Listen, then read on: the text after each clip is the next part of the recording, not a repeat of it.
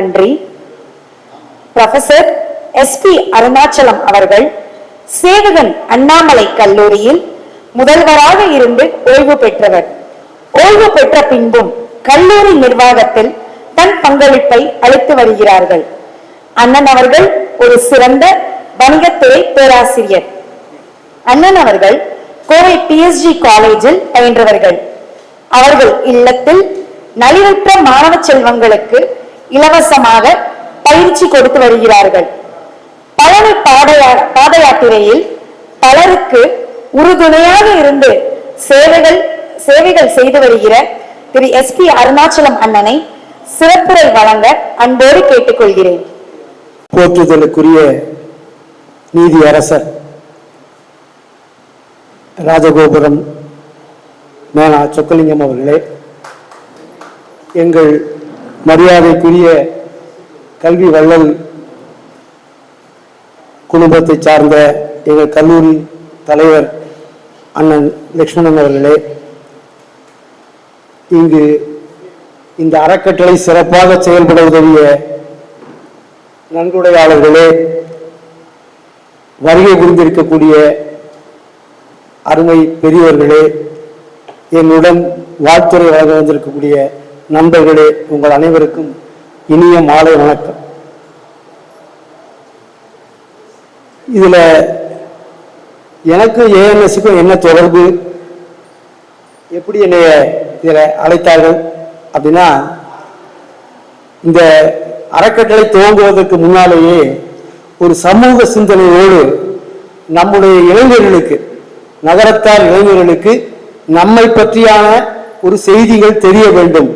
நிறைய குழந்தைகளுக்கு நாம யாரு, நம்ம கோயில் என்ன, 9 கோயில்கள் எப்படி இருக்கிறது, நாம எனக்கே இந்த ஊருக்கு வர்றதுக்கு முன்னால நீ என்ன கோயில்னு கேட்டா நான் சிவன் கோயில்னு சொல்லுவேன்.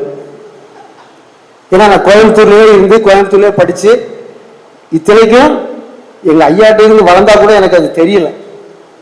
இங்க வந்ததுக்கு அப்புறம் தான் அது தெரிஞ்சுது. அப்ப இந்த நம்முடைய வாழ்க்கை வரலாறுகளை பூரா தெரியணும். அவர்களுக்கு நம்முடைய நடைமுறைகள், படப்புனா என்ன, நம்ம ஏன் அந்த கல்யாணங்கள்ல இப்படி நடத்துறோம், இதை பற்றி ஒரு சமூக சிந்தனையோடு ஒரு 2 நாள் கருத்தரங்கம் நடத்தணும்னு எங்களை தான் அணுகுனாங்க. அதுல தான் சின்னப்பண்ண சபானா தட்சிணாமூர்த்திலாம் அவங்களோட இணைந்தோம். சென்னையில் 2 நாள் நடந்தது. நம்முடைய கோவிட் ஒரு மகாலயத்தில் 2 நாள் நடந்தது. நானும் என்னுடைய பையனும் அதில் கலந்துக்கிட்டோம். ரொம்ப சிறப்பாக நடந்தது. நிறைய செய்திகள் நாங்களும் தெரிஞ்சுக்கிட்டோம், நம்முடைய இளைஞர்களும் தெரிஞ்சுக்கிட்டாங்க. அதற்கப்புறம் நிறைய பேர் என்னோட தொடர்பில் இருந்தாங்க. அதே போல தேவகோட்டையிலும் அதை நடத்தினாங்க. இதெல்லாம் 2018க்கு முன்னாலே நினைக்கிறேன், எல்லாம் முன்னால தேவகோட்டையிலையும் நடத்தினோம். அது அப்படி நின்றுச்சு, அது தொடர முடியல. என்ன காரணம்னு நல்லா தான் கேட்கணும். கொரோனா வந்தது, அதோட நிறுத்தியாச்சு. அந்த தொடர்புல தான் இன்னும் என்னோட எல்லா நிகழ்ச்சிகளுக்கும் என் கூட பேசுவாங்க, என்னை கேட்பாங்க, என்னுடைய கருத்துக்களை எல்லாம் கேட்பாங்க. எனக்கு தெரிஞ்ச சில விஷயங்களை அவங்களோட சொல்லுவேன். நிறைய இடங்கள்ல ரிட்டையர் ஆனதுக்கு அப்புறம், அதுவும் குறிப்பா வங்கி அதிகாரிகள், தயவுசெய்து இங்க வந்திருக்கிற வங்கி அதிகாரிகள் வருத்தப்படாதீங்க, என்னை கோச்சிக்காதீங்க. ரிட்டையர் ஆனதுக்கு அப்புறம் திரும்ப எப்படி சம்பாதிப்பது, எந்த பேங்க்ல ஆடிட்டரா போகலாம், எந்த பினான்ஸ் கம்பெனில நாம கூட ஒர்க் பண்ணலாம், அல்லது வேறு எந்த விதத்தில் நம்ம உதவலாம் என்றுதான். அப்படி எங்களை மாதிரி கல்வியாளர்கள் கூட சில பேர் ரிட்டையர் ஆனதுக்கு அப்புறம் எங்கேயாவது போய் கோச்சிங் கிளாஸ் நடத்துறது, டீச்சிங் அவங்களுக்கு வேணுங்கிறது நடத்துறது, இந்த மாதிரி பண்ணிக்கிட்டு இருக்காங்க. ஆனா ஒரு வங்கி அதிகாரி சமூக அக்கறையோடு ரிட்டையர் ஆனதுக்கு அப்புறம் தன்னுடைய 70 வயதுக்கு பின்னாலேயும் சமூக நோக்கோடு சில விஷயங்களை செய்யணும் அப்படின்னு சொல்லி இந்த அறக்கட்டளை ஏற்படுத்தி, அதுக்கு முன்னாடி இந்த வாட்ஸ்அப் குரூப், நானும் அந்த வாட்ஸ்அப் குரூப்ல இருக்கேன். அவர் தூங்குவாரா தூங்க மாட்டாரான்னு தெரியாது.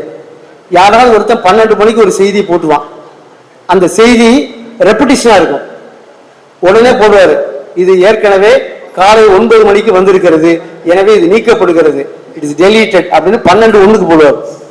எனக்கு ரொம்ப ஆச்சரியமா இருக்கும். காலையில பார்த்தா இவர் தூங்குறாரா தூங்கலையா, எப்படி இதை பாக்குறாருன்னு ரொம்ப ஸ்ட்ரிக்டா இருப்பார். எந்த செய்தியும், எலெக்ஷன் செய்திகள், நம்மகிட்ட நிறைய ஃபோரம் இருக்குல்ல, நிறைய ஃபோரத்தில் தகராறு இருக்குல்ல, அந்த எந்த தகராறு செய்தியும் அதில் வரக்கூடாது. பொதுவான செய்திகள் மட்டும்தான் அதில் வரலாம். அதனால நான் அதனுடைய தினந்திரிச்சு பல வாட்ஸ்அப் குரூப்பில் இருக்க செய்திகளை முதல் வேலை நான் அழிச்சிருவேன். எடுத்தோன்னே என்னுடைய வேலை டெலீட் பண்ணுறதான். ஆனால் இந்த வாட்ஸ்அப் குரூப்பை மட்டும் தினம் நான் படிக்காமல் அடுத்ததுக்கு போகிறது. ஏன்னா நிறைய விஷயங்களை, நிறைய செய்திகளை நம்மளால் தெரிந்து கொள்ள முடிகிறது. அதில் பெரிய விஷயம். அடுத்தது ஏஎன்எஸ் மாதிரி இளைஞர்கள் சமூக சிந்தனையோடு செயல்படணும். அதற்கு நிலை இளைஞர்கள் கூட உதவிகரமா இருக்காங்க. நன்கொடையாளர்கள் இன்னைக்கு நிறைய பேர் இருக்காங்க சார். நம்ம ஊர்ல ஒவ்வொரு வீதியிலையும் 2 வீட்டுல கண்டிப்பா பையன் ஃபாரின்ல இருக்கான். ஒரு வீடு தாண்டி இன்னொரு வீடு போனா கண்டிப்பா ஒரு பையன் ஏதோ ஒரு நாட்டுல நல்ல சம்பாத்தியத்துல சௌரியமா இருக்காங்க. கேட்டா கொடுப்பதற்கு தயாரா இருக்காங்க. நன்கொடை வாங்குவதற்கோ நன்கொடை பெறுவதற்கோ இப்பொழுது கஷ்டமே இல்லை. ஆனா அதை சரியான வழி நடத்தி சரியான பயனாளிகளுக்கு போய் சேர்க்கிறது தான் கஷ்டம். அண்ணன் அதில் கொஞ்சம் ரொம்ப தெளிவா நிறைய பேர்ட்ட வாங்கி அதை சேனலைஸ் பண்ணி அதை ஒரு அக்கௌண்ட் பண்ணி அதை கொண்டு போய் சேர்க்கிறாங்க. அதுல கூட சில தவறுகள் நடக்குது. நான் அண்ணன்டையே தனிப்பட்ட முறையில் அதை சொல்லியிருக்கேன். ஒருத்தர் நல்ல வசதியா இருக்கார். நான் பேரு ஊரு எல்லாம் சொல்றேன். நம்ம ஊர் தான். நல்ல வசதியா ஹஸ்பண்ட் ஒய்ஃப் 2 பேரும் பெரிய கம்பெனில இன்ஃபோசிஸ், டிசிஎஸ், விப்ரோ மாதிரி பெரிய கம்பெனில வேலை பார்க்குறாங்க. அவங்க தாயார் தனியே இந்த ஊர்ல இருக்காங்க. அவர்களுக்கு மாதம் மருந்தும் சாப்பாடும் நம்ம அறக்கட்டளையில இருந்து போயிருக்கு. அந்த மாதிரி சில நாம அதை இந்த பயன்படுத்துறோம் பாருங்க, நாம அதை தவறா பயன்படுத்தக்கூடாது. அவங்களுடைய நோக்கம் நல்லவர்களுக்கு போய் சேரணுங்கிறதான். அதனாலதான் நம்ம கந்தவேஷ்டி விழாவில் இந்த வருஷம் ஆரம்பத்தில் நம்முடைய போற்றுதலுக்குரிய ஸ்ரீ நாராயண தேசிய சுவாமிகள் பேசும்போது சொன்னாங்க, நாங்க முதியோர் இல்லம் ஆரம்பிக்கிறது இல்லை. ஏன்னா முதியோரை வைத்துக் கொள்ள வேண்டியது பெற்றோருடைய கடமை, பையனுடைய கடமை. அப்ப அது ஏன் வச்சுக்கல, அவங்களை கூப்பிட்டு பேசணும். அவங்க வச்சுக்க முடியல அப்படின்னா அப்ப அதுக்கு என்ன ஏற்பாடு அப்படிங்கிற மாதிரி பார்க்கணும்னு சொன்னாங்க. அது மாதிரி இனிமே அந்த யாருக்கு முதியவருக்கு நம்ம கொடுக்குறோமோ அவருடைய குழந்தைகள் வசதியில் எப்படி இருக்காங்க, அவங்களால முடியுமா முடியாதா அப்படின்னா நம்ம ஹெல்ப் பண்ணலாம். ஏன்னா இது இன்னொரு டிடிக்கு போகுங்களா. இப்ப நம்ம கொடுக்கறது வேற யாராவது ஒருத்தருக்கு உகந்தவர்களுக்கு போகும். அது மாதிரி நம்ம துபாய் சொக்கலிங்கனை ஆரம்பிக்கும் பொழுது ஒரு சமூக சிந்தனையோடு சொன்னாங்க. ஒரு 40-50 வருஷத்துக்கு முன்னாலே இப்படி தனி மனித வளர்ச்சிக்காக நம்ம நிறைய பண்ணணும். அது இன்னும் பண்ணிக்கிட்டே இருக்கோம். ஏன் அப்படி இருக்குன்னா, நம்மளுடைய சமூகத்துல இன்றைக்கும் இந்த பெருங்காய டப்பா மாதிரி பழைய விஷயங்களே நம்ம சொல்லிக்கிட்டு இருக்கோம். நாம அப்படி இருந்தோம், நம்முடைய பாரம்பரியம் இப்படி, நம்முடைய மூதாதையர்கள் இப்படி இருந்தாங்க, இது பண்ணியிருக்காங்க அப்படின்னு எல்லாம் பண்ணிட்டாங்க.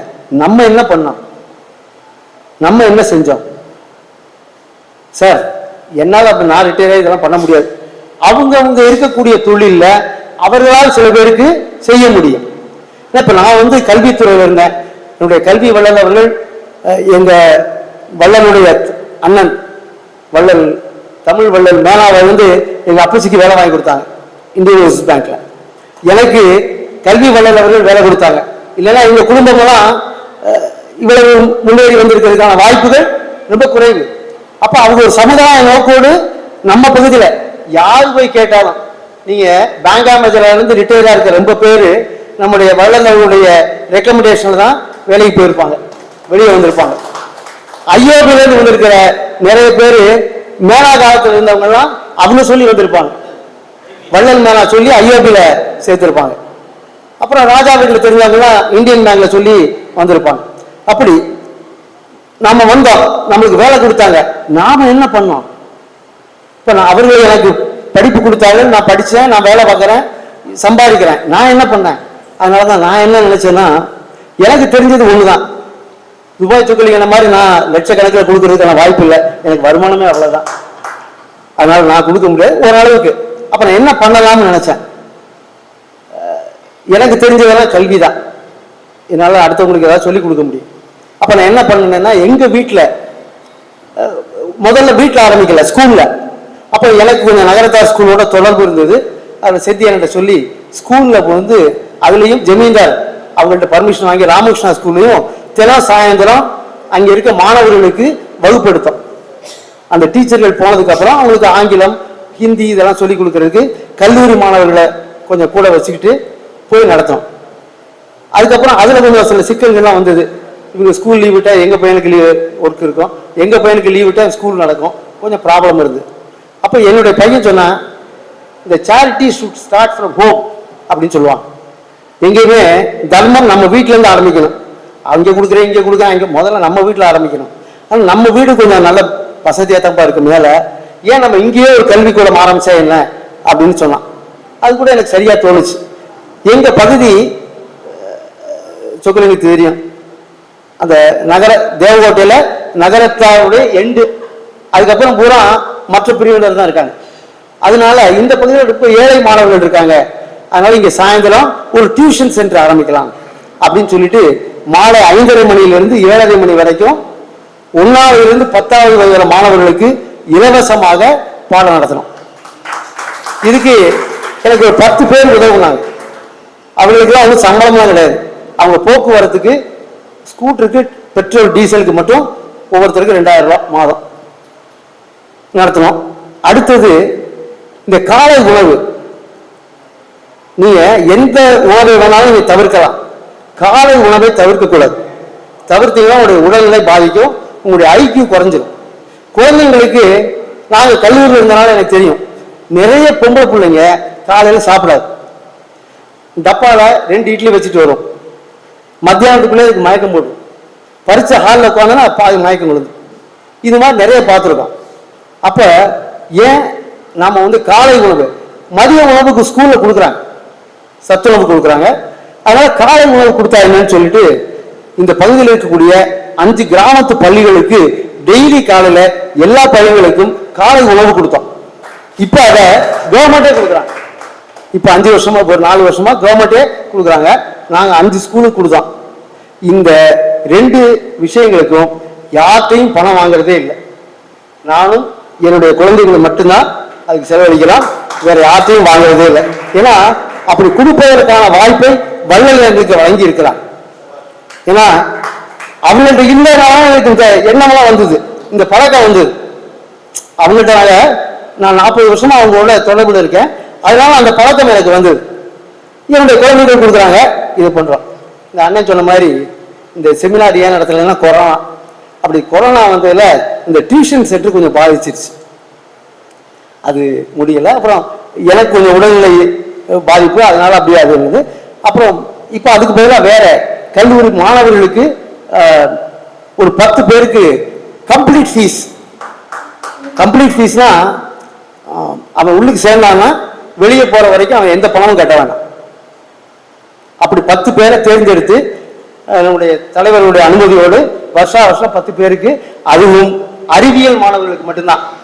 நான் படித்தது காமர்ஸ், நான் காமர்ஸ் மேல கொடுக்கல, அறிவியல் மாணவர்களுக்கு மட்டும்தான் கொடுக்குறேன். ஏன்னா நம்ம நாடு வளரணும்னா அறிவியல் வளர்ந்தால்தான் நம்ம நாடு வளர முடியும். எல்லாரும் வேற மாதிரி போறாங்க, அந்த அறிவியல் மாணவர்களுக்குன்னு சொல்லி வருஷம் கொடுக்குறோம். இப்போ 3 ஆண்டுகள் முடித்த மாணவர்கள் நிறைய இருக்காங்க. அவங்களுக்கு அது எப்படி தேர்ந்தெடுக்கணும்னா அந்த அப்ளிகேஷன்ஸை வச்சு அந்த டிபார்ட்மெண்ட்ல அந்த ஸ்டாஃப் தயார் பண்ணி யாருன்னு கண்டுபிடிச்சு நேரடியாக நாங்கள் பணம் கட்டுறது. அதனால தயவு செய்து இது மாதிரி நிறைய பேர் கொடுக்குறீங்க. எனக்கு இங்க வெளியே தெரியாத இதெல்லாம் நாங்கள் எனக்கு ஒரு வாய்ப்பு உங்களுக்கு சொன்னதுனால நான் சொன்னேன்.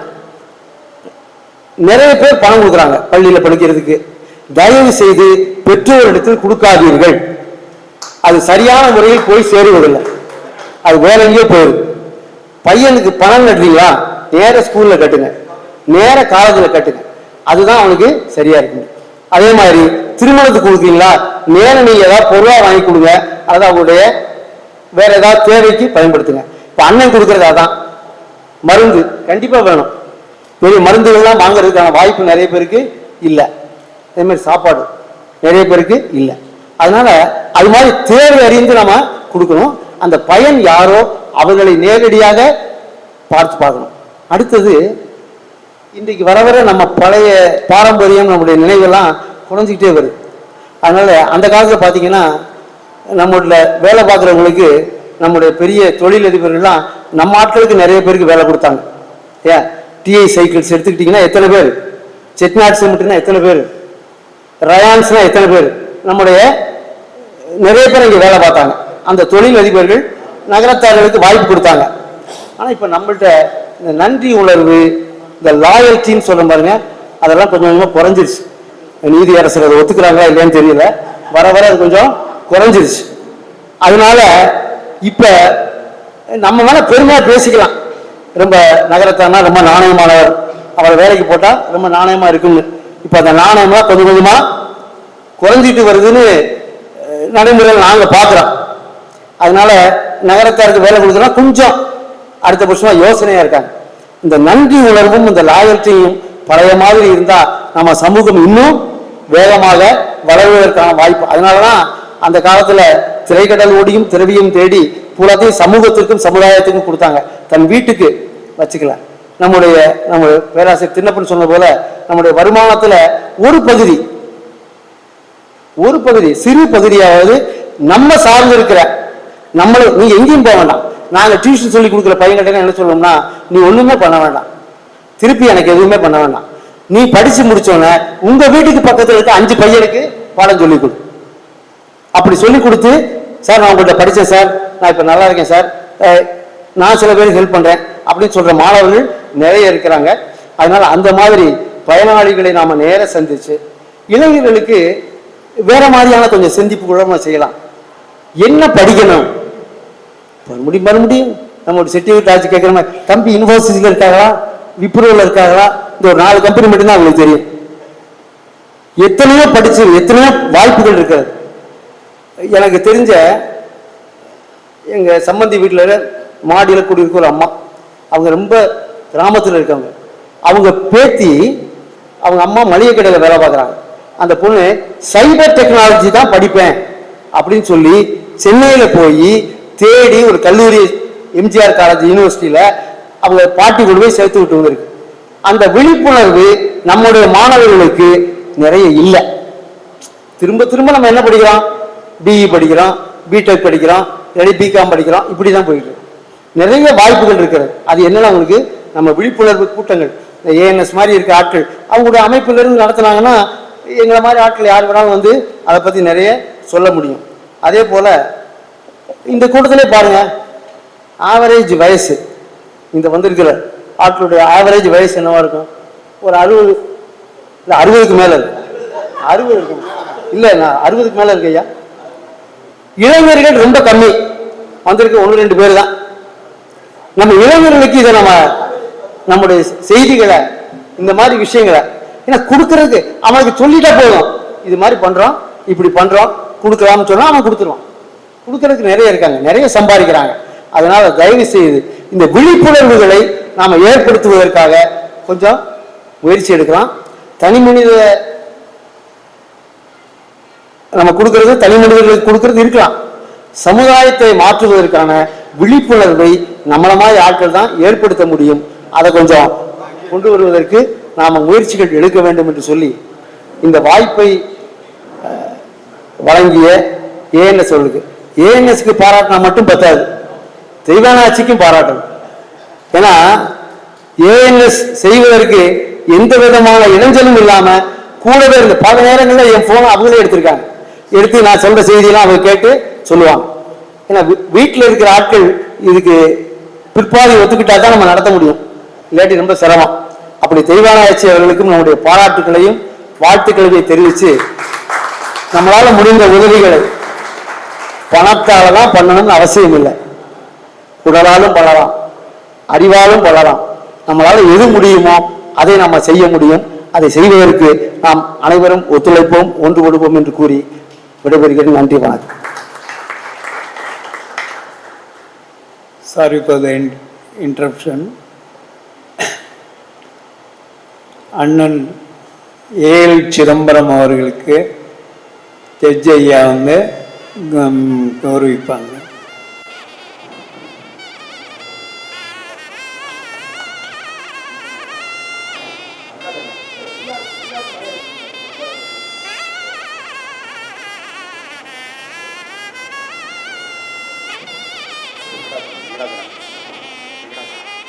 அண்ணன் வெங்கடாச்சலம்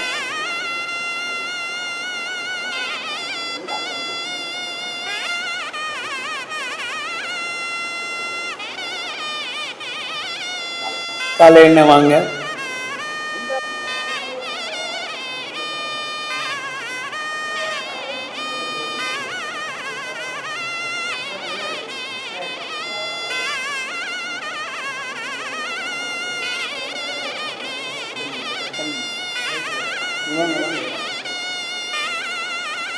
கந்தசஷ்டி இணை செயலாளர் தம்பி குணப்பனா சுவாமிநாதன் அவர்களை கௌரவிக்கிறோம்.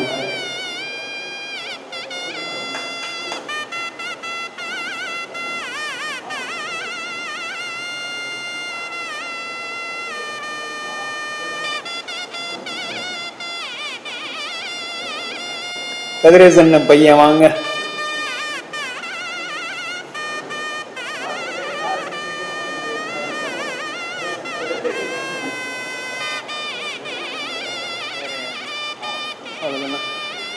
அப்புறம் என்னோட காலத்தில் இருந்து மருந்து கொடுப்பதற்கு பேருதவியாக இருந்த என் நண்பனின் பையன் மாப்பிள்ளை, அதோட அவளுக்கு கல்யாணம் நான் தான் பண்ணி வச்சேன், டி கருணாநிதி அவர்களை அழைக்கிறேன்.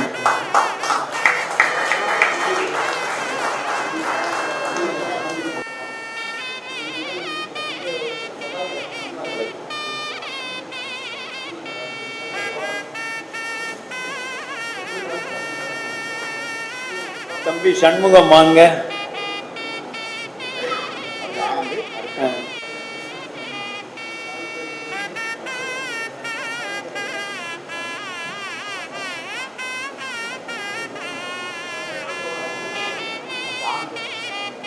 ஆனந்த் வாங்க.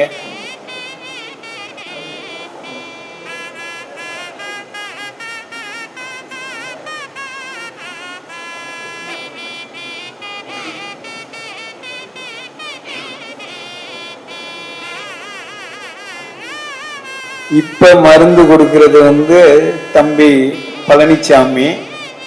வீடு தேடி போய் மருந்து கொடுத்துட்டு வந்துட்டு இருக்காங்க. 6 மாசமா அவங்க இந்த சேவையை எனக்காக பண்ணிட்டு இருக்காங்க.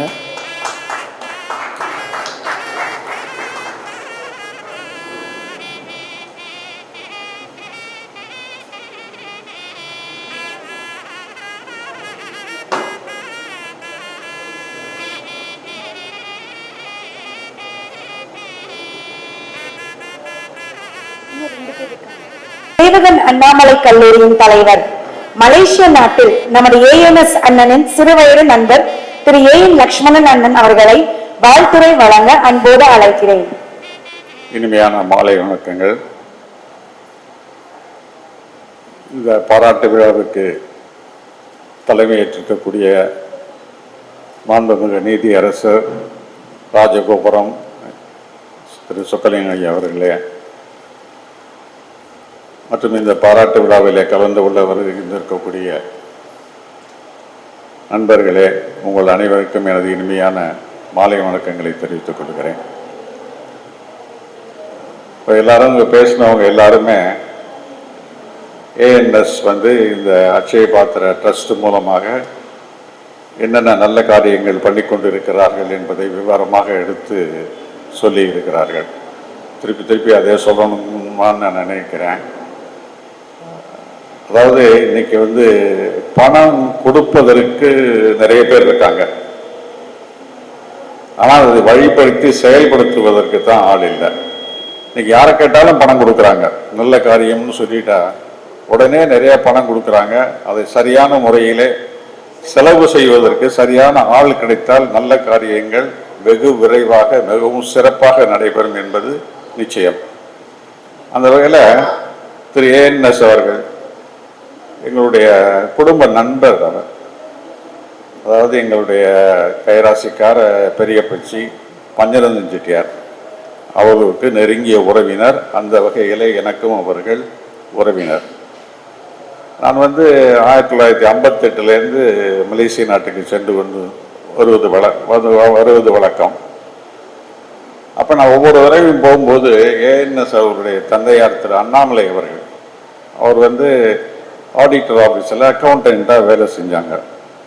அது யாருன்னா ஷெல்லி அண்ட் சுப்பையாங்கிற கம்பெனி. ஷெல்லிங் சுப்பையா ஷெல்லிங் அப்படின்னா என்னன்னா, அந்த ஆடிட்டர் வந்து ஷேக்ஸ்பியர் நாடகத்தில் வந்த ஷெல்லிங் பாத்திரத்தில் அவர் சிறப்பாக நடித்ததுனால அவருக்கு அந்த பெயர் நிலைத்து விட்டது. அதையே அவருடைய ஆடிட்டிங் ஃபேமுக்கு பெயராக வைத்து மிக சிறப்பாக அந்த தொழிலை செய்து விட்டு வந்தார்கள். எங்களுக்கெல்லாம் நீண்ட நெடுங்காலமாக மலேசிய நாட்டை பொறுத்தவரையும் ஆடிட்டர்ஸ் யாருன்னா ஷெல்லியன் சுப்பையா என்று சொல்வது வழக்கம். அந்த வகையில் நான் வந்து ஒவ்வொரு முறையும் போகும்போதெல்லாம் திரு அண்ணாமலை அண்ணனை பார்ப்பேன். அவர்கள் வீட்டுக்கு செல்வது உண்டு, உணவு அருந்துவது உண்டு. அந்த வகையில் அவர்கள் எங்கள் குடும்ப நண்பர். இந்த ஏஎன்எஸ் செய்கிற காரியம் வந்து மிக சிறந்தது ஒன்று.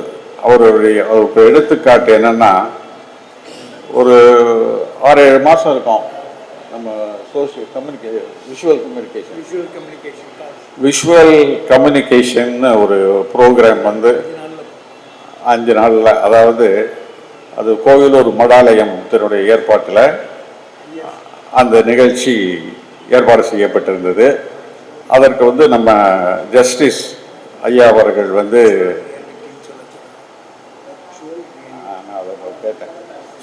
வர்ச்சுவல் ரியாலிட்டி அப்படிங்கிற ஒரு இது நடந்தது. அது வந்து கமலம் பேலஸ் அவங்க வந்து மிஸ்டர் வெங்கடாச்சலம் வந்து அந்த ஹால் கொடுத்தாங்க.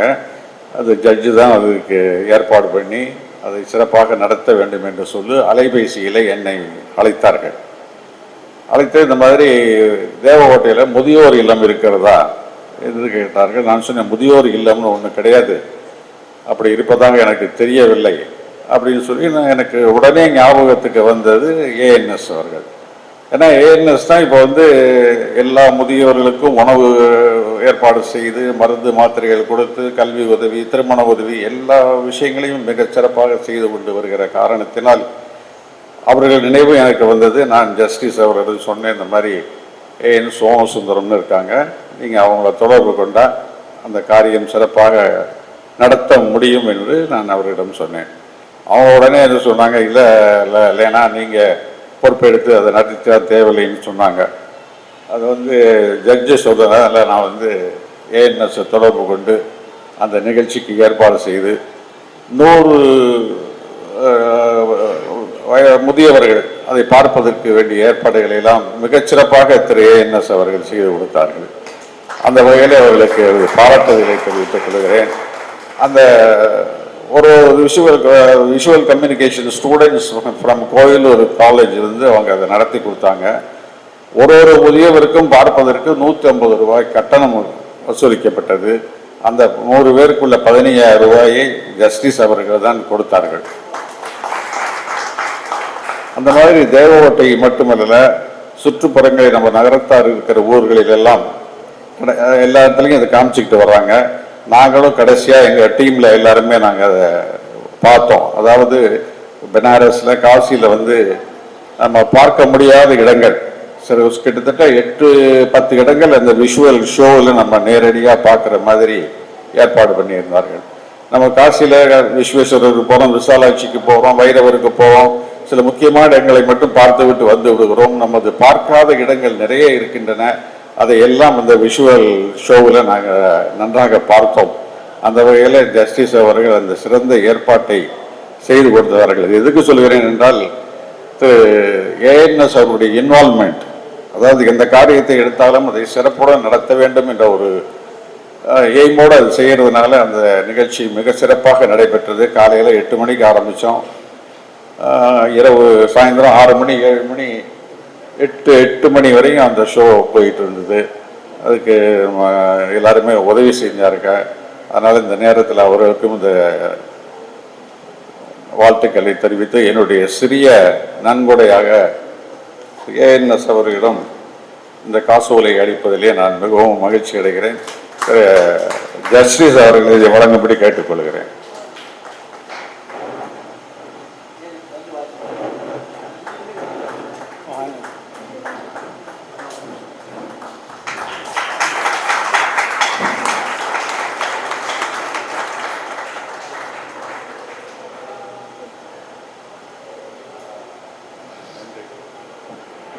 நன்றி. மீண்டும் சந்திப்போம் அனைவரும். மிக்க நன்றி அண்ணன். லயன்ஸ் கிளப் மெம்பர் வைரம் பார்க்கும் ராமநாதன் செட்டியாரின் பேரன், இந்தியன் ஓவர்சீஸ் வங்கியில் பணிபுரிந்து ஓய்வு பெற்றவர், காசிக்கு நடந்து சென்று காசி ஸ்ரீ பட்டம் பெற்றவர், பல கோவில் திருப்பணிகளில் ஈடுபட்டவர், ஞானதான சபையின் தற்போதைய தலைவர், ராமருக்கு தேர் செய்தவர், கும்பாபிஷேகம் செய்தவர், கம்பனை போல் கவிப்புனையும் ஆற்றல் கொண்டவர், குலதெய்வ கோயில் கீழக்கோட்டை குடமுழுக்கை இருமுறை பணி செய்யும் பாக்கியம் பெற்றவர். இத்தனை பெருமை மிக்க கவிஞர் தட்சிணாமூர்த்தி அண்ணனை வாழ்த்துரை வழங்க அழைப்பதில் பெரும் மகிழ்ச்சி அடைகிறேன். 2 மாதம் என்னை ஓயாமல் தான் சுமந்து மகிழ்வும் கண்டு தீராத பாசத்தை என்மேல் கொட்டி தித்திக்கும் அன்புமலை பொழிந்தே துன்பம் சேராமல் எனத்தினமும் காத்து நின்று சிரமமெல்லாம் தானேற்ற தாயே உன்மேல் மாறாத பக்தியினால் பாசத்தாலே மறவாமல் வணங்குகிறேன், ஏற்றுக்கொள்வாய். மாண்புமிகு நீதி அரசர் அவர்களே, கல்வி வள்ளல் என் அன்பிற்குரிய லட்சுமணன் அவர்களே, இந்த ட்ரஸ்டை நடத்தி கொண்டிருக்கிற அண்ணன் ஏஎன்எஸ் அவர்களே, மேடையிலும் முன்னாலும் அமர்ந்திருக்கின்ற பெரியோர்களே, தாய்மார்களே, அனைவருக்கும் என் பணிவான வணக்கம். சபா அருணாச்சலம் பேசும்போது சொன்னார், இது அஷ்டமி அன்னைக்கு ஆரம்பிக்கப்பட்டது என்று. சிவல்புரி சிங்காரம் ஏதோ ஒரு கடையெல்லாம் தொழில் ஆரம்பிக்கணும்னு சொன்னா அவர் அஷ்டமி தான் நாள் குறிச்சு கொடுக்கிறாரு. அஷ்டமி அன்னைக்கு தொடங்கினால் மிகவும் சிறப்பாக வரும் என்று அவர் ஜோதிடம் மூலமாக சொல்கிறார். ஒரு கை ஓசை தராது, ஊர் கூடி தேர் எழுப்போம் என்ற பழமொழிகளுக்கு ஏற்ப அண்ணன் ஏஎன்எஸ் அவர்கள் அன்னை தெரசா போல் அனைவரிடமும் முதலில் அவர் சொன்னார்கள், நான் ஒவ்வொருத்தரும் உதவி செய்வதற்காக இருக்கிறேன், நீங்கள் தாருங்கள் என்று ஒவ்வொருவரிடம் சென்று கேட்டேன் என்று. அன்னை தெரசா கேட்கும் பொழுது அவர் எவ்வளவோ அவமானங்களை சந்தித்தார். அவர் கரத்தில் ஒருவர் எச்சிலை துப்பும் பொழுது இது எனக்கு குழந்தைகளுக்கு என்ன செய்கிறீர்கள் என்று கேட்டார். அந்த மாதிரி ஒரு ட்ரஸ்ட் ஆரம்பித்து நடத்துறதுன்னா ரொம்ப பொறுமை வேணும். அவங்க வாட்ஸ்அப் குழுவில் அவர் ரொம்ப ஸ்ட்ரிக்டா இருக்கிறாரு, அதற்காக அவரை ரொம்ப பேர் திட்டுவார்கள். அதாவது பேசுவது எல்லாமே இருக்கும். போற்றுவார் போற்றட்டும், புழுதிவாரி தூற்றுவார் தூற்றட்டும் என்று இருந்தால்தான் இந்த மாதிரி பொது காரியங்கள்ல ஈடுபட முடியும். பொது காரியங்களை செய்பவர்கள் எல்லாத்தையும் ஏற்றுக்கொள்ள தயாராக இருக்க வேண்டும். நான் எங்க பரம்பரையில செஞ்ச தர்மங்கள்லாம் இன்னைக்கு சொல்லிக்கிட்டு இருக்கிற அர்த்தம் இல்லை. எல்லாரும் சொல்ற மாதிரி நம்ம என்ன செஞ்சோம் அப்படின்னு பார்க்கணும். பொற்கொழி கவிஞர் அருசோ அவர்களுடைய டீம்ல நான் காசிக்கு 2011ஆம் வருஷம் நடந்து சென்றேன். அந்த மாதிரி நடந்து போகும் பொழுது அங்க வடநாட்டில் உள்ளவர்கள் எல்லாம் எங்களை ரொம்ப மரியாதை கொடுத்து தங்க வைத்து எல்லா விதமான ஏற்பாடுகளையும் செய்து கொடுத்தார்கள். அவர்கள் இங்கு வரும் பொழுது தங்கி செல்வதற்கு நாம் ஏதாவது செய்ய வேண்டும் என்று நான் எண்ணினேன். அதற்காக ஒரு சத்திரம் கட்ட வேண்டும் என்று எண்ணினேன். அரசு அவர்கள் முதலில் 1 லட்சம் ரூபாய் கொடுத்தார்கள். அதற்கப்புறம் ஏகமை மண்டபம் கருணாநிதி அண்ணன் அவர்கள் 1 லட்சம் ரூபாய் கொடுத்தார்கள். நான் 2 லட்சம் ரூபாய் போட்டேன். என்னுடைய உறவினர்களிடத்தில் பணத்தை வாங்கி 11 லட்சம் ரூபாய்க்கு இடம் வாங்கிட்டான். கட்டணம் ஏகமை மண்டபம் கருணாநிதி அண்ணன் அவர்களாக கூப்பிட்டு 5 லட்சம் ரூபாய் முதலில் கொடுத்து கட்டடத்தை ஆரம்பிக்க சொன்னார்கள். கிட்டத்தட்ட ஒரு 25-30 லட்சம் ரூபாய் செலவழிச்சு அங்க ஒரு தியான மண்டபம் கட்டி இருக்குன்னா, நார்த் இந்தியன்ஸ் வரும்போது தங்கி செல்வதற்காக ஒரு கீழே ஒரு மண்டபம், வெளியில சமைச்சு சாப்பிட்றதுக்காக ஒரு கொட்டகை, அவர்கள் சிரமப்பரிகாரங்களுக்காக உள்ள டாய்லெட் பாத்ரூம் எல்லாம் கட்டி இருக்கிறான். 22 சென்ட் இடம் வாங்கி அது கட்டி அந்த தர்மம் நடந்து கொண்டிருக்கிறது. அதை இன்னும் கொஞ்சம் விரிவாக்குறதுக்கு இடையில கொரோனா பீரியட் வந்தது. அதுக்கப்புறம் என்னுடைய உடல்நிலையும் சரியில்லாமல் போயிடுச்சு. ஒரு 2 வருஷ காலம் நான் செயல்பட முடியாமல் இருந்தேன். அதனால அது கொஞ்சம் தொய்வடைஞ்சு போச்சு. இனிமேல் அதை மீண்டும் செயல்படுத்த வேண்டும். இப்போ சொக்கலிங்கன் சொன்னது ஒரு அருமையான point. Those who are in NEET, அவர்களை தேடி பிடிச்சு நம்ம கொடுக்கணும். எஸ்பி ராஜன் சொல்லும் போது இந்த ஊர்ல ஒரு குடும்பத்துக்கு கிடைக்கிற தர்மத்தை பத்தி சொன்னாங்க. அது உண்மை, எனக்கு அது தெரியும். அந்த மாதிரி கண்டறிந்துதான் கொடுக்க வேண்டும். அவர்கள் இனிமேல் செய்யும் போது செய்யணும். ஒரு 20 வருஷம் முன்னால கோணாபட்டில தஞ்சாவூர் நகரத்தார் சங்க தலைவர் கோணாபட்டை சேர்ந்த என் நண்பர் இருந்தார். அவர் ஒரு மீட்டிங் வரும்போது சொன்னாரு, கல்யாணத்துக்கு நீங்க நன்கொடை கொடுக்கும் போது அவர்கள் இந்த ஸ்பெஷல் வீடியோ வரவேற்கலாம் வாலி அப்படியெல்லாம் கொடுக்கிறவர்களுக்கு கொடுக்காதீங்கன்னு சொன்னாரு. அதை நீங்க வந்து கொடுக்கறத நிறுத்தணும். ஏன்னா அவர்கள் வந்து எல்லோரிடத்திலும் வாங்கி ரொம்ப ஆடம்பரமாக செய்ய வேண்டும் என்று நினைக்கிறார்கள். அந்த எண்ணம் மாற வேண்டும் அப்படின்னார்கள். அது மாதிரி நம்ம எனக்கு தெரியவே சில பேர் வந்து இந்த மாதிரி பணம் வாங்கி டெபாசிட் போட்டு வச்சிருக்கிறார்கள். அதனால அது உண்மையிலே வந்து நம்ம வந்து பேசிக்கலா அது யாருக்கு சேரணும் அப்படின்றத நம்ம தெரிஞ்சுதான் கொடுக்கணும். அதற்கு வந்து இவர்கள் எடுக்கிற எஃபர்ட்ஸ் ரொம்ப அதிகம். இன்னமும் அதை நல்ல முறையில் சென்று அது கரெக்டா தேவைப்படுபவர்களுக்கு தான் கிடைக்குதுங்கிறத இவர்கள் உறுதி செய்து கொள்ள வேண்டும். அதே மாதிரி சொக்கலிங்க சொல்லும்போது சொன்ன மாதிரி இன்னும் வந்து நம்ம வந்து இத்தனை வருஷம் ஏன் நம்ம இன்னொருத்த நண்பரை கொடுத்து நம்ம வாங்கணுங்கிற நிலைமையில ஏன் நம்ம சமூகம் இருக்கு அப்படின்னா கம்பர் எழுதும்போது அயோத்தியா நடத்த சொல்றாரு, அயோத்தியில வந்து கொடுப்பார் இல்லை ஏனென்றால் கொள்வார் இல்லை அப்படிங்கிறாரு. அந்த மாதிரி நம்ம நகரத்தார் சமுதாயத்துல வரணும். அதுதான் அவரோட சொன்னதுடைய நோக்கம். இத்தனை வருஷம் வந்து நம்ம எல்லாம் தர்மம் செஞ்சுக்கிட்டே இருக்கிறோம். இருந்தாலும் இன்னும் வந்து நம்முடைய தேவைகள் முழுமையடையாமல் இன்னும் அந்த நீட்ஸ் இருக்கிறதுல இருக்கக்கூடாது அப்படின்றாங்க. அதுல எந்த இடத்துல தொய்வுங்கிறது நம்ம கண்டறிய வேண்டும். இது வந்து உங்களுடைய சிந்தனைக்கு விடுகின்ற கருத்து அப்படின்னு அவர்கள் சொல்லி சென்றார்கள். நிச்சயமா அதை நம்ம சிந்திச்சு பார்க்கணும். ஏன் நம்ம சமுதாயம் இன்னமும் அந்த நிலைமையில இருக்குது அப்படின்னு. முதியோர் இல்லம்ங்கிற கான்செப்டே இருக்கக்கூடாது. முதியோர்களுக்கு நம்ம உதவி செய்யலாம். முதியோர் இல்லம்ங்கிற கான்செப்ட் கண்டிப்பா இருக்கக்கூடாது. பெற்ற பிள்ளைகள் வந்து முதியோர்களை கண்டிப்பாக கவனிக்க வேண்டும். அதை வந்து நம்ம ஒவ்வொருத்தரும் உறுதி எடுத்துக்கணும். நிச்சயமா நம்முடைய பெற்றோர்கள் வந்து நம்ம பாதுகாக்க வேண்டியது நம்முடைய கடமை. அவங்க எவ்வளவு செலவழிச்சு சிரமப்பட்டு நம்மளை படிக்க வச்சு ஆளாக்குகிறார்கள். அப்படி இருக்கும்போது அவர்கள் தவிக்கும் பொழுது நாம் வந்து உதவி செய்ய வேண்டும். அவர்களை கண்டிப்பா கவனிக்கணும். ரொம்ப இப்ப வர்ற கவிதைகள் எல்லாம் ரொம்ப ஒரு அப்பா பிள்ளைக்கு எழுதும் கடிதம், அம்மா பிள்ளைக்கு எழுதும் கடிதம் அப்படிலாம் நீங்க வாட்ஸ்அப்ல எல்லாம் நிறைய வருது. அதெல்லாம் பாத்தீங்கன்னா நான் உன்னை இப்படி எல்லாம் வளர்த்தேன், ஆனா இன்னைக்கு நீ வந்து இந்த மாதிரி செய்கிற அப்படின்ட்டு. அதுல ஒரு கதை கூட வந்துச்சு. ஒரு வீட்டுல வந்து அப்பா வீட்டுல இருக்காரு, மருமக வருது, கொஞ்சம் நெய் வேணும்னு கேட்குது சாப்பாட்டுக்கு. வீட்டுல நெய்யே இல்லை அப்படின்னு அந்த அம்மா சொல்லுது. அப்புறம் அவர் சரின்ட்டு போயிடுறாரு. அப்புறம் மகன் வர்றேன், வரும்போது அதுவா வந்து நெய் வேணுமான்னு கேட்குது. அப்ப அந்த பையன் என்ன பண்றான்னா, அப்ப நீங்க எழுதி தந்த சொத்தெல்லாம் உங்களுக்கே நான் திருப்பி எழுதி தந்துடுறேன், நீங்க வச்சுருங்க அப்படின்றேன். என்னன்னு போது இந்த சொத்தெல்லாம் என் கைக்கு வந்துட்டதுனால தானே என்னுடைய மனைவி வந்து உங்கள்ட்ட இருக்கிற நெய்யே இல்லைன்னு பொய் சொல்றா, இந்த சொத்தெல்லாம் நீங்களே வச்சிருந்துருங்க கொடுத்துறேன் அப்படின்றாரு. அவர் வாங்க மறுக்கிறார், அது வேற. ஆனா அந்த மாதிரி சூழ்நிலைக்கு பெற்றோர்களை ஆளாக விடக்கூடாது. அதை வந்து நிச்சயமாக நம்ம இளைஞர் சமுதாயம் அதை எடுத்துக்கணும். இவங்க முதல்ல இந்த வாட்ஸ்அப் குழு ஆரம்பிக்கிறதுக்கு முன்னால எஸ்பிஆர் நாதன் சொன்ன மாதிரி முதல்ல இங்கே நடந்த கூட்டத்திலையும் நான் கலந்துக்கிட்டேன். அப்போ இது அவர் சொன்ன மாதிரி இளைஞர்களுடைய எழுச்சிக்காக இது ஆரம்பிக்கப்பட்ட கூட்டம். அப்புறம் ஏகமணி மண்டபத்தில் நடந்த கருத்தரங்களையும் கலந்துக்கிட்டான். அதோட இந்த பெண்கள் சம்பாதிக்கிற பெண்கள் வந்து கல்யாணம் பண்ணிக்கிறதுக்கு இஷ்டப்படாம தாய் வீட்டில் ரொம்ப நாள் இருக்கிறதுக்கு இஷ்டப்படுற பற்றியெல்லாம் ரொம்ப பெண்கள் பேசினாங்க. அப்போ நான் பேசுகிற இந்த மாதிரி ஒரு பெண்கிட்ட நான் அது வந்து தாயாரோட இன்னும் 10 வருஷம் இருப்பேன் அப்படிங்குது. அது என்ன சொல்லுதுன்னா, என்னை படிக்க வச்சாங்க, நான் வீட்டுக்கு போயிட்டா அந்த பணத்தை இவர்களுக்கு கொடுக்க முடியாது, நான் கொடுத்து அவர்களுக்கு ஹெல்ப் பண்ணுறவரை நான் இருப்பேன் அப்படின்னு. ஆனால் நான் சொன்னேன், நீ அந்த மாதிரி நினைக்கிற, ஆனால் ஊரில் உள்ள என்ன தெரியுமா சொல்றாங்க, உன்னுடைய பெற்றோர்கள் இந்த காசை வாங்கிக்கிறதுக்காக உனக்கு வந்து கல்யாணம் பண்ணி கொடுக்கலன்னு சொல்றாங்க, அதையும் நம்ம சிந்திக்கணும் அப்படின்னு. அது மாதிரி பெண்கள் வந்து இப்ப பெற்றோர்களை கவனிக்கணும்னு நினைக்கிற அளவுக்கு ஆண் பிள்ளைகள் நினைக்கல. அது வந்து நம்முடைய ஒரு பெரிய குறைபாடு. அந்த குறைபாடை மறையணும். இன்னமும் வந்து இந்த ட்ரஸ்ட் வந்து ரொம்ப உதவிகள் செஞ்சுக்கிட்டு இருக்காங்க. கொடுக்கறதுக்கு உள்ளபடி ஆள் நிறைய இருக்கு.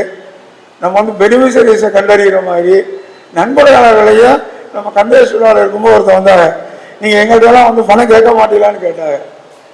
ஏன்னா நீங்க கொடுக்கறதெல்லாம் பார்த்து போய் கேட்குறீங்க, நீங்க என்கிட்ட கேட்டா நான் கொடுப்பேன் அப்படின்னு. நாங்க அண்ணன் லட்சுமண தலைவராக, காசின பன்னீர்பணம் செயலாளர், நான் பொருளாளராக இருந்தேன். அப்ப வாலண்டியரா 10,000 ரூபாய் கொண்டாந்து கொடுத்து நாங்களே நன்கொடை தருவோம், இனிமே எங்கள்கிட்ட கேளுங்கன்னாங்க. அது மாதிரி இருக்கிறவர்களை கண்டறிந்து பெற்றுக்கொள்ள வேண்டும், தேவையானவர்களை கண்டறிந்து கொடுக்க வேண்டும். அந்த செயலை நம்ம ஏஎன்எஸ் ரொம்ப பிரமாதமாக செயல்படுத்தி கொண்டிருக்கிறார்கள். அவர்களுக்கு மிகப்பெரிய பாராட்டை தெரிவித்துக் கொள்வோம். அதே மாதிரி எந்த ஒரு செயலுக்கும் பின்னால் மனைவி ஒற்றுமையாக தான் செய்ய முடியும். அது என்னுடைய வாழ்க்கையிலே நான் பார்த்திருக்கேன். நான் நிறைய பொது காரியங்களை ஈடுபட்டு செய்கிறேன்னா அதற்கு முக்கியமான காரணம் என்னுடைய மனைவி தான். அங்க தடுத்து ஏதாவது சொல்லிட்டாங்கன்னா நம்மளால எந்த காரியமும் செய்ய முடியாது. பெண் புத்தி பின்புத்தி அப்படின்னு ஒரு பழமொழி சொல்லுவார்கள். அது பின்புத்தினா அது மட்டமா சொல்றது இல்லை, பின்னால் வருவதையும் யூகித்து சொல்லக்கூடிய புத்தி பெண்களுக்கு இருக்கிறது. அதனால அது பின்புத்தி என்றார்கள்.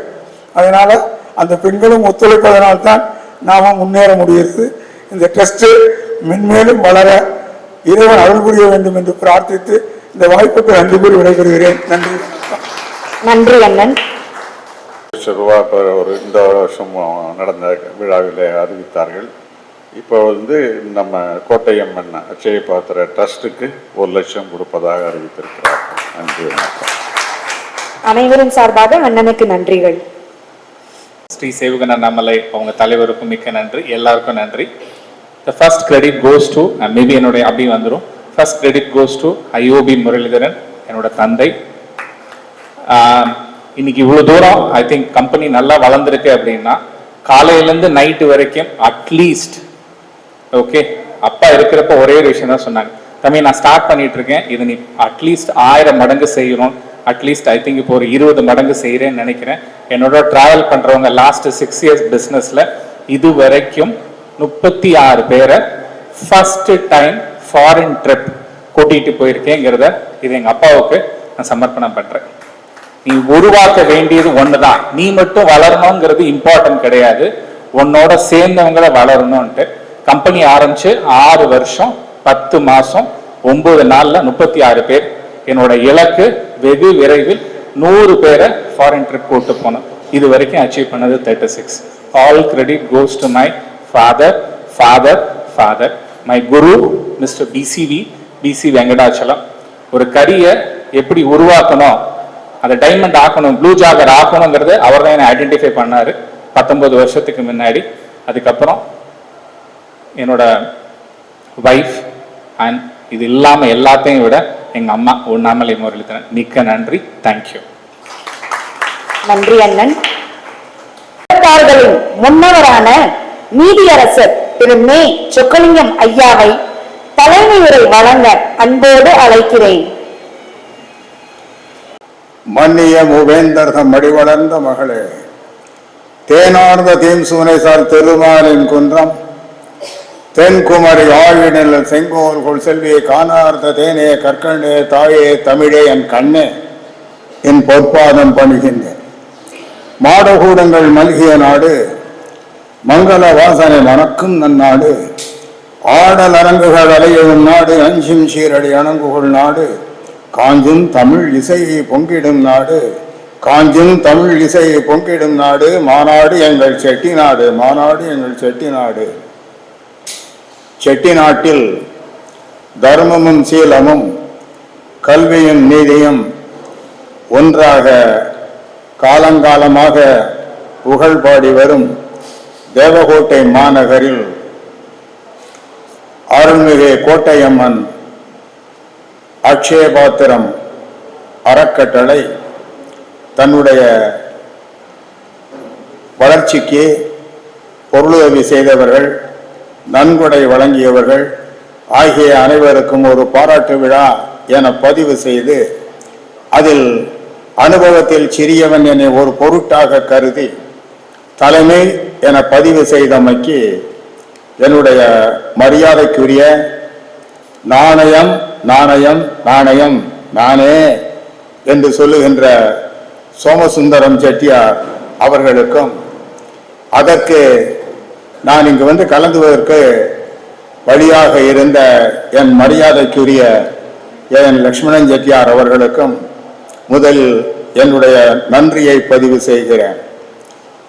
இங்கு வருகை தந்து நகரத்தார் நலம்பாடி ஒழுக்கமான சீலம் உள்ள நல்ல அருமையான பிள்ளைகளை, மாணக்கியரை, மாணவர்களை சமூகத்துக்கு கல்வி தொண்டின் மூலமாக வருகை தந்திருக்கின்ற 3 பேராசிரியர் பெருமக்களே, மரியாதைக்குரிய சபா அருணாசலம் அவர்களே, மேலாள் முதல்வர் அருணாசலம் அவர்களே, அருமை நண்பர் பேராசிரியர் திண்ணப்பன் அவர்களே, இங்கு முதலிலே உரையாற்றி அருமையான தம்முடைய பரிசீலனைக்கு உரிய ஒரு கருத்தை சொன்ன என்னுடைய அன்பு தம்பி துபாய் சொக்கலிங்கம் அவர்களே, உங்களுக்கும் இங்கு வருகை தந்திருக்கின்ற இந்த சங்கம் வளர்ச்சி பெறுவதற்கு உறுதுணையாக இருந்திருக்கின்ற நகரத்தார் பெருமக்களே, ஆட்சிமார்களே, உங்கள் அனைவருக்கும் என்னுடைய சிறந்தாழ்ந்த வணக்கங்கள்.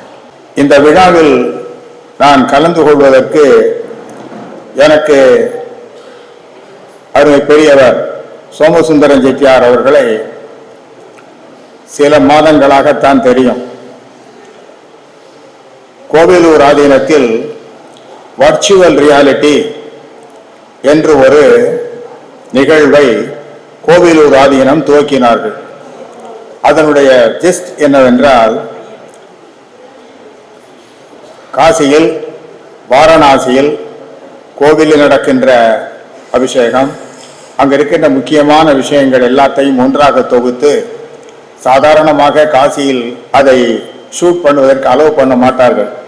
கோவிலூர் ஆதீனம் அங்கே இருக்கின்ற தலைமை நிர்வாக அதிகாரியோடு தொடர்பு கொண்டு அவர் எப்படியோ சரி செய்ய வைத்து, ஏனென்றால் ரொம்ப ஸ்ட்ரிக்ட்டு, எனக்கு அவர் ஃப்ரெண்டு, தலைமை நிர்வாக அதிகாரி எனக்கு ஃப்ரெண்டு, அவரிடம் சொல்லி ஒரு 9-10 விஷயங்களை ஷூட் பண்ணி அதை பைனாகுலர் போல் கண்ணிலே மாட்டிக்கொண்டு பட்டனை ஆன் பண்ணால் காசியில் நம்ம இருக்கின்ற உணர்வு அப்படியே இருக்கும். நம்ம காசியில் பார்த்தா எப்படி பார்க்கலாமோ அது அப்படியே இருக்கும். ஒரு 6 மாதம் முன்பு கோவிலூர் ஆதீனம் என்னை அழைத்து அதை நான் துவக்கி வைக்க வேண்டும் என்று சொன்னார். நான் அங்கு போய் அதில் எனக்கு அதை கண்ணில் போட்டு காட்டினார்கள். நான் வந்திருந்த ஒரு 300-400 பேர் கூட்டம், எல்லாருக்கும் அது என்னவென்று விளக்கினேன். நான் கிட்டத்தட்ட ஒரு 100-150 முறை காசிக்கு போயிருப்பேன். முந்தா நாள் நாம் கொண்டாடின தீபாவளி 31வது தீபாவளி. காசி எனக்கு ரொம்ப தொடர்புள்ள இடம். அதை எல்லாம் பார்த்து விட்டு சொன்னேன், இத்தனை முறை காசிக்கு போனது இன்றைக்கு +1 என்று வைத்துக் கொள்ளுங்கள் என்று சொன்னேன். இதற்கு அந்த மிஷின் 3 இருக்கு, இன்ஸ்ட்ருமெண்ட் 3 கிட்டத்தட்ட 7-8 லட்சம் ரூபாய். இதை கோவிலூர் ஆதீனம் வாங்கி வைத்திருக்கிறார்கள். அதற்கு 150 ரூபாய் ஒருத்தர் பார்க்கிறதுக்கு கட்டணம். இந்த 150 ரூபாய் யார் கொடுத்தாலும் அந்த தொகை நேரடியாக கோவிலுக்கு போகுது.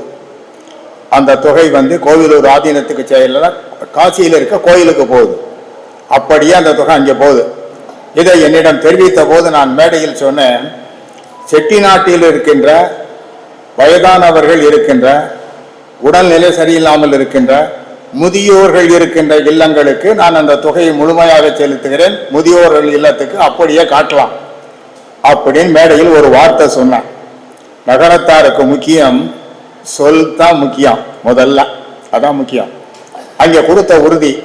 வெளியே வந்தவனு விசாரிச்சு பார்த்தா மொத்தம் 3-4 ஊர்ல தான் முதியோர் இல்லமே இருக்கு. செட்டிநாட்டில் வேற ஊர்களில் இல்லை. முதியோர் இல்லம் இல்லை என்பதெல்லாம் கவலைப்பட வேண்டியதில்லை. முதியோர் இல்லம் எங்கெல்லாம் குறைவாக இருக்கிறதோ அங்கெல்லாம் வீட்டில் சரியா இருக்குன்னு அர்த்தம். அப்படி தெரிந்தது. சரின்னா எல்லா ஊருக்கும் அதை ஆரம்பிச்சேன். ஆனா இதை காரணமாக சொல்லி நான் எஸ்கேப் பண்ண விரும்பல. ஒவ்வொரு ஊராக விசாரிச்சேன். அப்போ விசாரிக்கிற போது மரியாதைக்குரிய லட்சுமணன் அண்ணனை கேட்டேன். அவர் சொன்னா தேவகோட்டில் முதியோர் இல்லம் இல்லை, ஆனால் அக்ஷய பாத்திர ட்ரஸ்ட் இருக்கு கோட்டையம்மன், அதுல நான் சோமசுந்தரம் நடத்துறாரு, அவரை கேட்டு சொல்றேன் அப்படின்னு சொன்னார். அப்படின்னு சொல்லிட்டு கேட்டுட்டு தொடர்பு கொண்டு என்கிட்ட சொன்னாங்க, தேவகோட்டையில் மட்டும் பார்த்தவர்கள் 110 பேர். அதுல அந்த 2 பேருக்கு நன்றி, 3 பேருக்கு நன்றி சொல்லணும். யாருக்குன்னா முதல்ல லட்சுமணன் தான் காரணம் இதுக்கு, இல்லைன்னா நான் அதை பண்ணிருக்க மாட்டேன். அடுத்து காலையில் 8 மணிக்கு துவங்கி ராத்திரி 8 மணி வரைக்கும் நடந்திருக்கு.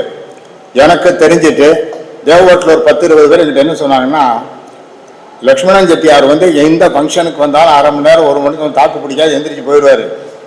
நீங்க சொன்ன ரிக்வஸ்டுக்காக காலையில 8 மணிலேருந்து ராத்திரி 8 மணிக்கு இடிச்ச புலி மாதிரி அங்கே உட்கார்ந்து இருக்காரு என் மைத்துனர் சொன்னார். மைத்துனர் என்னடா கமலம் பேலஸில் நடந்தது. என் மைத்துனர் அதாவது வெங்கடாசலம் கமலம் பேலஸில் நடத்துறாரு. அவர் மதிய உணவு கொடுத்தாரு ஃப்ரீயா எல்லாருக்கும். அந்த காலையிலிருந்து இரவு வரை பக்கத்தில் உறுதுணையாக இருந்து நடத்தியவர்கள் அண்ணன் சோமசுந்தரம் செட்டியார் அவர்களும் தம்பி பழனிவேலும். இவர்கள்லாம் பக்கத்திலிருந்து கண்டினியூஸா நடத்தியிருக்காங்க. அதனால் தான் இங்கு 110 பேர் அந்த வர்ச்சுவல் ரியாலிட்டியை பார்த்து சந்தோஷித்து அந்த ஆன்மீக உணர்வை பெற்று காசியில் இருந்தது போல் ஒரு இதை அடைந்திருக்கிறார்கள். இதில் கிட்டத்தட்ட ஒரு 1500 பேர் செட்டிநாட்டில் பார்த்து விட்டார்கள். அனைவருக்கும் உரிய தொகையை நான் செலுத்துவதற்கு விஸ்வநாதர் எனக்கு வழிவகுத்தார். அதுல எனக்கு இரட்டை மகிழ்ச்சி. என்ன இரட்டை மகிழ்ச்சின்னா, இந்த 1500 பேர் உடல்நல குறைவானவர்கள், வயதானவர்கள், அங்கு செல்ல முடியாதவர்கள், அவர்கள் எல்லோரும் பார்த்துட்டாங்க. அந்த புண்ணியம் எனக்கு ஒரு சைடு. இரண்டாவது சைடு, இந்த தொகை அனைத்தும் காசி விஸ்வநாதர் கோவிலை சேர்கிறது. கிட்டத்தட்ட ஒரு 2 லட்சம் ரூபா இருக்கும். அப்படி அந்த கோயிலுக்கு போய் சேருது. அது அடுத்த மகிழ்ச்சி. இதன் மூலமாகத்தான் அவர் எனக்கு தொடர்பு கொண்டார். நான் 1992 குமுதம் ராஜகோபாலனை போய் பார்த்தேன். நானும் என் மனைவியும் பார்த்தோம். அவர் ஜாதகத்தில் ஒரு இன்டர்நேஷனல் ஜாதகம் பார்க்குறவர். அப்படி என் ஜாதகத்தை பார்த்தாரு. பார்த்த உடனே ஒரு 5 நிமிஷம் சித்த நாளி உள்ள வாரியலான்னாரு. நேராக பூஜை ரூமை கூட்டி போனார். கூட்டி போய் தொழகம் கொடுத்தாரு, அக்ஷதை கொடுத்தாரு. கொடுத்ததுக்கப்புறம் உட்கார்ந்தோம். இதெல்லாம் ஸ்பெஷலாக பண்ணதுக்கு பார்த்து எனக்கு ஆச்சரியமாக இருந்தது. அவர் பக்கா பிராமின் யாரும் வீட்டுக்குள்ளே உள்ள விட மாட்டாங்க. நேராக பூஜை ரூமை கூட்டி போனார். திருப்பி உட்கார்ந்தோம். உட்கார்ந்தோன்னு ஒரு வரி சொன்னார், இந்த புண்ணியவான் ஜாதகத்தை நான் ஏன் இத்தனை நாள் பார்க்காம இருந்தேன்னு நினைக்கிறேன்னாரு. இந்த உணர்வு எனக்கு ஏற்பட்டது. இப்போ ஒரு 4-5 முறை பேசிட்டேன். 2 முறை என்ன நேரம் பார்த்துட்டேன். இப்போ என்ன நினைச்சேன்னா, இந்த மாதிரி ஒரு நாணயமான ஒரு வங்கி பணியில் இருந்த ஒருவர் விஆர்எஸ் பெற்ற பின்பு நாணயம் நாணயம் என்று ஒரு அப்ரைட்னஸோட இருக்கார் பத்தியெல்லாம். இப்படி ஒருவரைத்தான் பார்க்க விரும்புகிறேன், பேச விரும்புகிறேன், சந்திக்க விரும்புகிறேன், தொடர்பு வைத்துக் கொள்ள விரும்புகிறேன். இதான் எனக்கு தேவை. ஏன்னா நான் தொடர்பு வைத்துக் கொள்ளுறதுக்கு பணம் தேவையில்லை. இப்ப 3 பேராசிரியர்கள் பேசினார்கள். இந்த 3 பேராசிரியர்கள் அவர் ஏகப்பட்ட விஷயம் முதல்ல சொன்னேன்.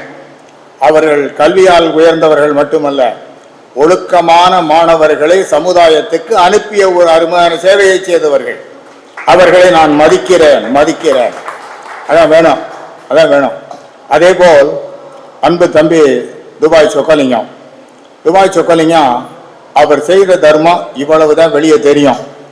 செய்த தர்மம் அதிகமான தர்மம் வெளியே தெரியாது. கந்தசஷ்டி கழகத்தில் இருந்தார். அவர் கைப்பணத்தை கிட்டத்தட்ட ஒரு 15 லட்சம் ரூபாய் கையிலேருந்து செலவழித்திருக்காரு. உங்களுக்கு எவ்வளவு பேருக்கு தெரியும்? 15 லட்சம் செலவழித்திருக்காரு. ஆமா, 15 லட்சம் ரூபாய் செலவழிக்கிறதுக்கு முதல்ல மனசு வேணும். நான் எப்போது என்ன சொல்லுவேன், பார்த்தோன்னு சொல்லுவேன், இவ்வளவு கொடை செய்வதற்கு காரணம் எங்க ஊர் மண் வாடைன்னு. எங்க ஊர் மண் வாடைன்னு என்ன அர்த்தம்னா, அவங்க தாயார் எங்க ஊர்ல பிறந்தவர்கள். அதாவது மயில சொக்கலிங்க செட்டியாரின் மகள், என்னுடைய மரியாதைக்குரிய ஜிஎம் பெத்தபெருமாளின் சகோதரி. இவங்க எல்லாரையும் சின்ன வயசுன்னு தெரியலாம். நாங்கள் எல்லாம் ஓடி விளையாண்டவங்க. பிரதர்னால ரொம்ப க்ளோஸ் ஃப்ரெண்டு. விளையாண்டு இருந்தாலும் அந்த மண் வாடை தான், உங்க தாயார் வழியாக வந்த மண் வாடை தான் இந்த வேலையை செய்துறேன். இப்போ அவர் சொன்னாரு, அண்ணன் 6ஆம் வயலையும் தேவோட்டையும் ஒண்ணுதானேன்னாரு. போட்டாரு. 2ஐயும் விடல. 6ஆம் வயலையும் விட தயாராக இல்லை. இந்த பக்கம் தேவோட்டையை விட தயார். 6ஆவது சொல்லி தேவோட்டை வீக் ஆயிரும். அதுக்கு 6ஆம் வயலும் தேவோட்டையும் ஒண்ணுதானேன்னாரு. அங்கேதான் நான் ஆரம்பிக்கிறேன். 6ஆம் வயலும் தேவோட்டையும் ஒண்ணுங்கிறது உண்மை. எப்படின்னா, எனக்கு இப்ப என்ன அட்டாச்மெண்ட், இவர் சொன்ன உடனே எஸ்ன்ட்டேன். அண்ணன் சொன்னாரு எஸ்ன்ட்டேன். நான் எங்கள் பெற்றோருக்கு 7 பிள்ளைகள். நான் மட்டும்தான் தேவோட்டையில் பிறந்தேன். 6 பேர் காரைக்குடி என்ற 6ஆவில் எங்கள் வீட்டில் எங்கள் தாயார் பெற்றெடுத்தது. நான் மட்டும் தேவோட்டேன். நான் மட்டும்தான் தேவோட்டையில் தொழில் பண்ணேன் வக்கீலா. எனக்கு மட்டும் தேவோட்டையில் சத்திரத்தார் வீட்டில் கல்யாணம். தேவோட்டை இருக்கக்கூடிய ரவுண்டு எல்லாம் அவர் எங்களுடைய அந்த வள்ளலார் சபை, சட்டுச்சாமியார், இது கந்த சஷ்டி, இது எல்லாத்துக்கும் இப்படி எல்லாத்துலேயும் கலந்துக்கிட்டு எல்லாத்துக்கும் என்னால் முடிஞ்ச கான்ட்ரிபியூஷன் எல்லாத்தையும் அங்கே நடந்திருக்கு. அதன் வழியில் இந்த இப்போ இது கலந்து கொள்கிறேன். என் மனைவி பேர் இருக்கக்கூடிய தனி நிதியிலிருந்து ரூபாய் 2 லட்சம் இதற்கு நான் வழங்குகிறேன். நான் வந்த உடனே கேட்டுட்டேன், அண்ணன்கிட்ட சொல்லிட்டேன், நீங்க உடனே உங்க பேங்க் நம்பர் எல்லாம் அனுப்புங்க. நான் நேற்று சனிக்கிழமை ஒர்க்கிங் டேன்னு தெரியல, இல்லைன்னு நேற்றே அனுப்பியிருப்பேன். யூஸ்வலாகவே நான் பணத்தை அனுப்பிட்டு தான் இங்கே வர்றது. ஏன்னா மேடையில் வார்த்தையை சொல்லிட்டு நாளைக்கு அனுப்புறாரு, ஜட்ஜுவாடு சொல்லிட்டு போயிருக்காருன்றது கூடாது. அது என்னுடைய கொள்கைக்கு விரோதம். அதனால் நாளை 10 மணி 12 மணிக்கு உங்களுக்கு பணம் வந்து சேரும். இது அடுத்து இப்போது இந்த அறக்கட்டளை, இந்த அறக்கட்டளையில் எனக்கு மனதை தொட்டது இதனுடைய பேர் தான். அருள்மிகு கோட்டையம்மன் அக்ஷய பாத்திரம் அறக்கட்டளை. அப்படின்னா முதல்ல கோட்டையம்மன் சீரார் பெருந்துறையில் சிவயோக நாயகி சிவகாமி தில்லை மன்றில் தென்குமரி பகவதி திருவானை காவினில் திகழும் அகிலாண்டேஸ்வரி காரார் மதுர் கட்சி காமாட்சி அங்கையர் கனி சென் தமிழ் மதுரையில் கங்கை வாழ நாடுடைய வங்கை விசாலாட்சி காளி வங்காள மண்ணில் தாரார் சிவந்தோளும் தமிழும் விளைப்பவள் சமயபுரம் அதனில் மாறியை தட்டாமல் கடவுரில் பட்டருக்கு அருள் செய்த தையல் அபிராமவல்லி ஏறார் மழை கண்ணி எண்ணறிய நின்கோலம் யாவும் அமை ஆளவலவோ இரவியனை ஆண்டரோடும் ராஜ ராஜேஸ்வரி இமயமலை வாழும் உமையே அப்படின்னு கூசே ராமசாமி அவருடைய ராஜேஸ்வரி பாமாலையில பாடுவார். அந்தந்த இடத்தில் அந்தந்த தெய்வங்கள் இருந்து உலகத்தை காத்து கொண்டிருக்கின்றன. காரைக்குடியில் கொப்படை நாயகி காவல் தெய்வம், தேவகோட்டையில் கோட்டை அம்மன் காவல் தெய்வம். கோட்டை அம்மன் அப்படின்னு தேவகோட்டை அம்மன், தேவகோட்டைக்கு காவல் தெய்வமாக இருக்கிறாள். அதான் எல்கா. ஊர் அங்கிட்டு வளர்ந்துருச்சு, அதான் எல்கா. அதான் காரைக்குடியில் கொப்படை மேல் நடு மையம், அவள் தான் காவல் தெய்வம். அந்த காவல் தெய்வத்தின் பெயரை முதல் வைத்திருப்பதால் இதை முதல்ல அவருடைய உணர்வு தெரிகிறது. காவல் தெய்வம் தான் இதை காக்கணும், மற்ற காக்கிறவர்கிட்ட முதல்ல ஃபர்ஸ்ட் இந்த சங்கத்தை காக்கணும். அவள் தயவு தான் இந்த சங்கத்துக்கு வேணும். ஆகவே அந்த ஏரியா கரெக்ட். அடுத்து அக்ஷய பாத்திரம். அக்ஷய பாத்திரம் அதாவது இந்த அக்ஷய பாத்திரம் எங்கே ஆரம்பிச்சது, உணவு வழங்குறது அப்படிங்கிறதால எங்கே ஆரம்பிச்சது அப்படின்னா சிலப்பதிகார மணிமேகலை இரட்டை காப்பியங்கள்.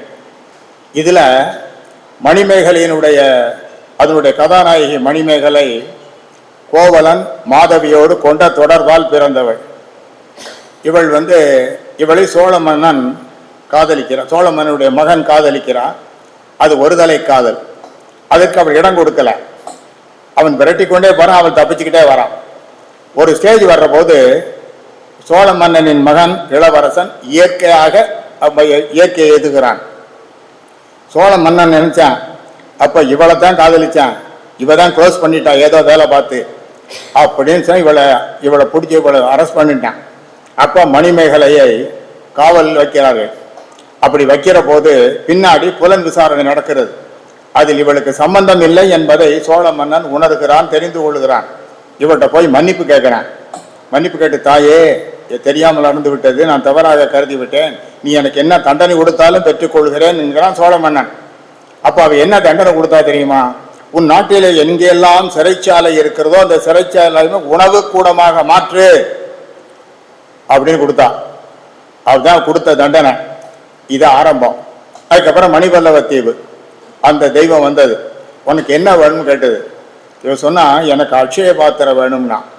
ஏன் அக்ஷய பாத்திரத்தை கேட்டா அப்படின்னா, அக்ஷய பாத்திரம் எடுக்க எடுக்க வராமல் வரும், உணவு கொடுத்து கொண்டே இருக்கலாம். ஏனென்றால் அற்றார் அழி பசி தீர்த்தல் அங்கு ஒருவன் பெற்றான் பொருள் வைப்புலி. ஒரு மண் நம்ம தர்மம் செய்யறோம், தானம் செய்யறோம். தானம் என்பது பொருளை கொடுப்பது, தர்மம் என்பது அறவழி நடப்பது. இந்த தானங்கிற விஷயத்தை பற்றிலாம் இதுல நம்ம செய்யறதுலே ரொம்ப சிறந்தது ரெண்டே ரெண்டு. ஒன்று உணவு, இன்னொன்று உடை. உடை என்பது மானம் சம்பந்தப்பட்டது, உணவு என்பது உயிர் சம்பந்தப்பட்டது. அதை அக்ஷய பாத்திரம் என்கிற அடிப்படையாக பேரை வைத்து துவக்கியது சிறப்பு. ஏனென்றால் இவர் முதல் ஆரம்பம் என்னன்னா, இந்த உணவு கொடுக்கறதுல ஆரம்பிச்சது. இதான் ஆரம்பம். இது ஆரம்பிச்சு இந்த பேர் வச்சிருக்கு. இப்ப எனக்கு ரொம்ப சந்தோஷம் என்னன்னா, இப்போ ஃபுல்லா ஒரு 200 துண்டு வாங்கி வச்சிருந்திருக்காரு அங்க வஸ்திரம். ஒவ்வொருத்தருக்கா கொடுக்கற போல இன்ட்ரோடக்ஷன். நான் இவ்வளவு நேரம் இப்ப மேடையில் என்ன பேச போறேனோ, எவ்வளவு நேரம் நான் நிக்க போறேனோ, அதுக்கு மேல நேரம் அங்கே நின்றுக்கிட்டு எல்லாரையும் வாழ்த்திருக்கேன். இதுல எனக்கு ஒன்றும் கால் வலிக்கலை. நான் அழகப்பா யூனிவர்சிட்டியில ஒரு கான்வகேஷன் போனேன். அங்கே சொல்ற போது காலேஜ் போனேன். ஒரு பிரின்சிபல் சொன்னாரு, சார் 625 பேர் கொடுக்கணும், நீங்க எவ்வளவு நேரம் நின்றுக்கிட்டு கொடுப்பீங்க, இந்த கோல்டு மெடல் வாங்கினவங்க 25 பேருக்கு மட்டும் கொடுங்க. கேட்டா ஜஸ்டிஸ் ஹைகோர்ட் வந்திருக்கேன், நீ நிற்கக்கூடாது, நீ உட்காருங்க, 25 பேரை தவிர மற்ற உட்காந்துக்கிட்டு கொடுக்கலாம்னாரு. நான் சொன்னேன் நாட் சோ, அப்படி இல்லை. அப்படி கிட்டத்தட்ட 1.25 மணி நேரம் 2 மணி நேரம் 526 பேருக்கு நின்றுக்கிட்டே கொடுத்தேன். இந்த 526 பேருக்கு நின்றுக்கிட்டு கொடுத்ததுக்கு அப்புறம் 1.25 மணி நேரம் உரையாற்றினேன். கிட்டத்தட்ட 2.25 மணி நேரம். நான் வக்கீலா இருக்க காலத்தில் அப்படி நின்னது உண்டு, அதுக்கப்புறம் நின்னதே இல்லை. 2.25 மணி நேரம். உடனே அவர்கிட்ட சொன்னேன். அவர் மெதுவாக சொன்னார் காதில், சார் நீங்கள் ரொம்ப ரொம்ப நேரம் அப்படின்னாரு. நோ, உங்களுக்கு எனக்கும் அது கொடுக்கறதோட முடிஞ்சிச்சு. அந்த டிகிரி வாங்கிறவனுக்கு இது கோல்டன் மொமெண்ட் இன் லைஃப். அவன் இந்த படத்தை பார்த்துக்கிட்டு சந்தோஷிச்சுக்கிட்டு இருப்பேன். அவன் மனைவிட்ட காட்டுவேன், பிள்ளைகிட்ட காட்டுவேன். அந்த அந்த பட்டம் வாங்குறதுக்கு பற்றிலாம் அந்த 2 மினிட்ஸ் தான். அதுக்கு மேலே ஒரு சந்தோஷமானது வாழ்க்கையில் சந்தோஷமான தருணம். அப்போ நின்று கொடுத்தா தான் அந்த சந்தோஷம். நான் உட்கார்ந்தோடு கொடுத்தேன், அதுக்கு எஃபெக்ட் இல்லை. நின்று கொடுத்தா தான் அந்த சந்தோஷம். ஜஸ்டிஸ்னா என்ன? we have to stand, we must give respect to the honor that அதுக்கு டைட்டில் அப்படின்னு. அது மாதிரி நான் இப்போ நின்ன நேரம் ரொம்ப இதில் எனக்கு ரொம்ப சந்தோஷமான பகுதி 2. ஒன்று, யார் யார் கான்ட்ரிபியூஷன்ஸ் கொடுத்தாங்களோ அவங்களை எல்லாம் பாராட்டுகின்ற வாய்ப்பை இறைவன் எனக்கு தந்தான். இதான் எனக்கு பிடிக்கும். யாரை பாராட்டணும்? ஏதோ ஒரு பேச அந்த கதையெல்லாம் இல்லை. பாராட்டின எல்லோரும் இதில் எல்லாரும் இது கான்ட்ரிபியூஷன் கொடுத்தவர்கள், தகுதியான விஷயத்துக்கு கொடுத்தவர்கள். அவர்களை பாராட்டுறதுக்கு மேலே ஒரு சிறந்தவர்கள் கிடையாது. அடுத்து 2வது விஷயம், ஒவ்வொருத்தரை பாராட்டுறதுக்கு முன்னாடியும் சோமசுந்தரன் சால்வை போட விடலை, கையில் பிடிச்சிக்கிட்டு ஒவ்வொருத்தரை பற்றி டே 1லேருந்து பண்ணியிருக்கா, ஸ்டார்டிங்லேருந்து பண்ணியிருக்கா, டே 1லேருந்து பண்ணியிருக்கா அப்படின்னு சொல்லிவிட்டு மைக்கில் சொல்லிட்டு தான் கையில் இருந்தார். அப்படின்னா என்ன அர்த்தம்? டே 1 6 வருஷம் ஆச்சு.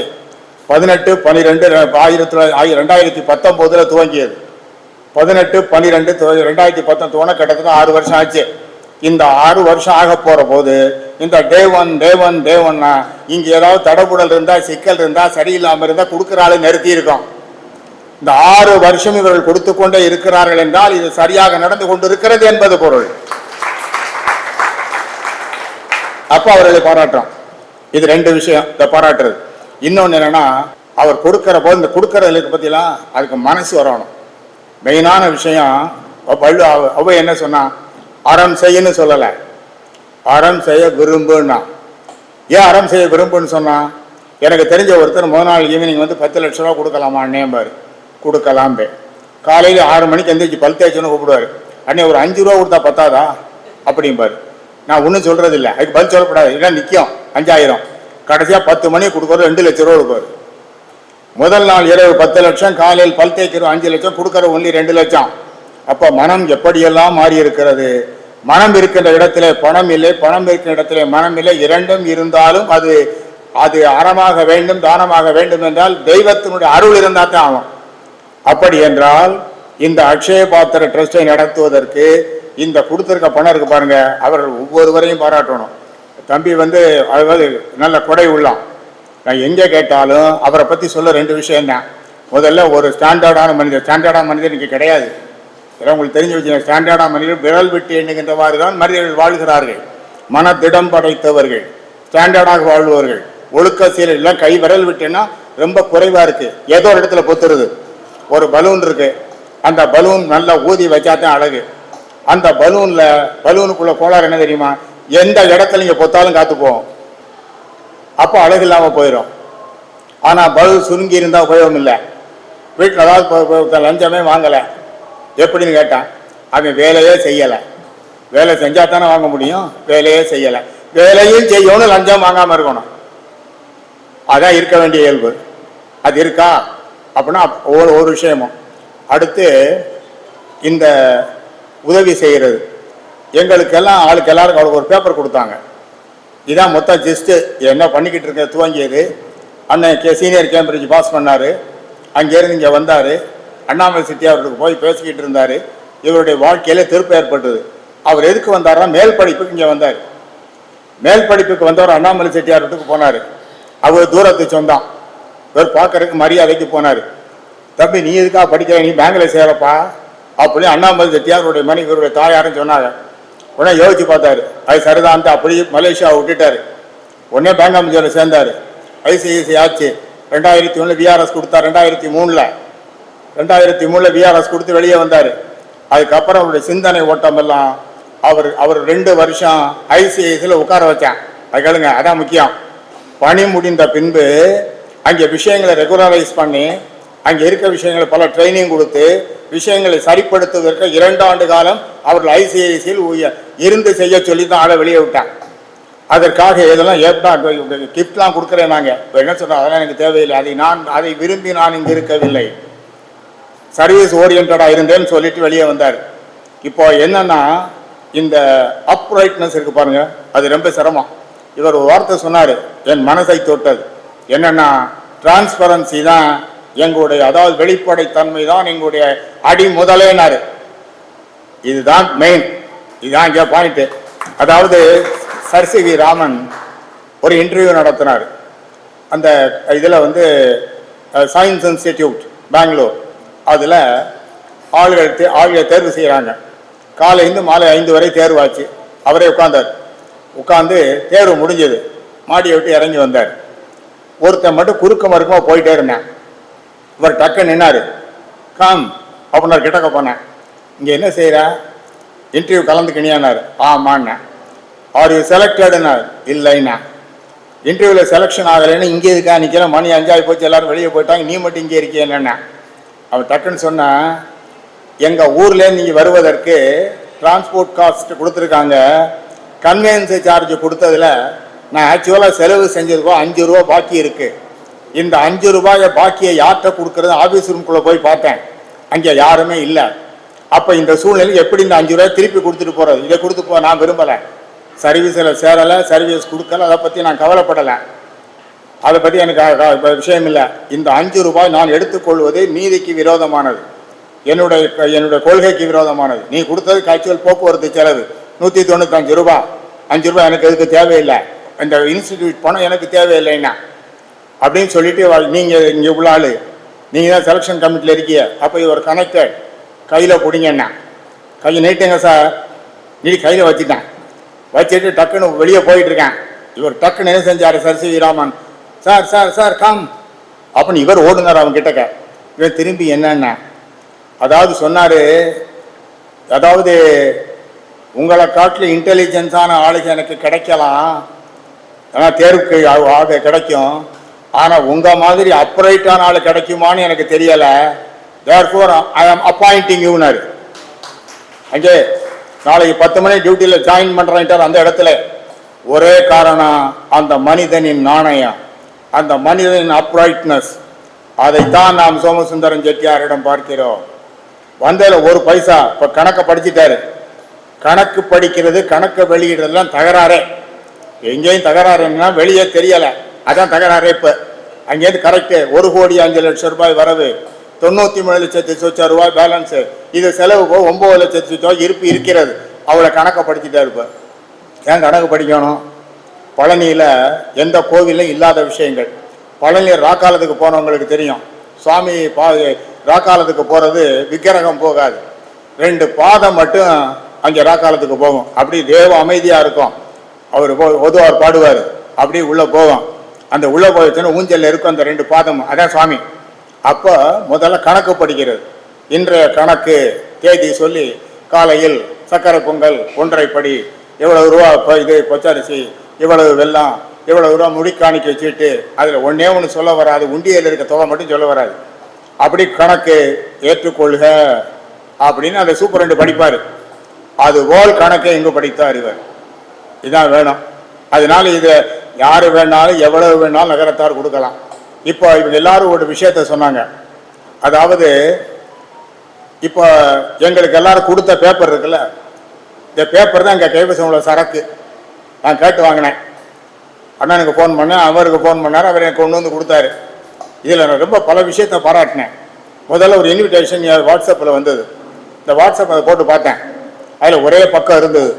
அதில் என்ன போட்டிருக்கு, இந்த மாதிரி இந்த ட்ரஸ்ட்டில் பாராட்டு விழா, நன்கொடையாளர் பாராட்டு விழா, இத்தனை மணிக்கு இந்த இடத்தில் நடைபெறும், யார் கலந்துக்கிறான்னு கூட ஒன்றுமே இல்லை அப்படின்னு போட்டிருந்தது.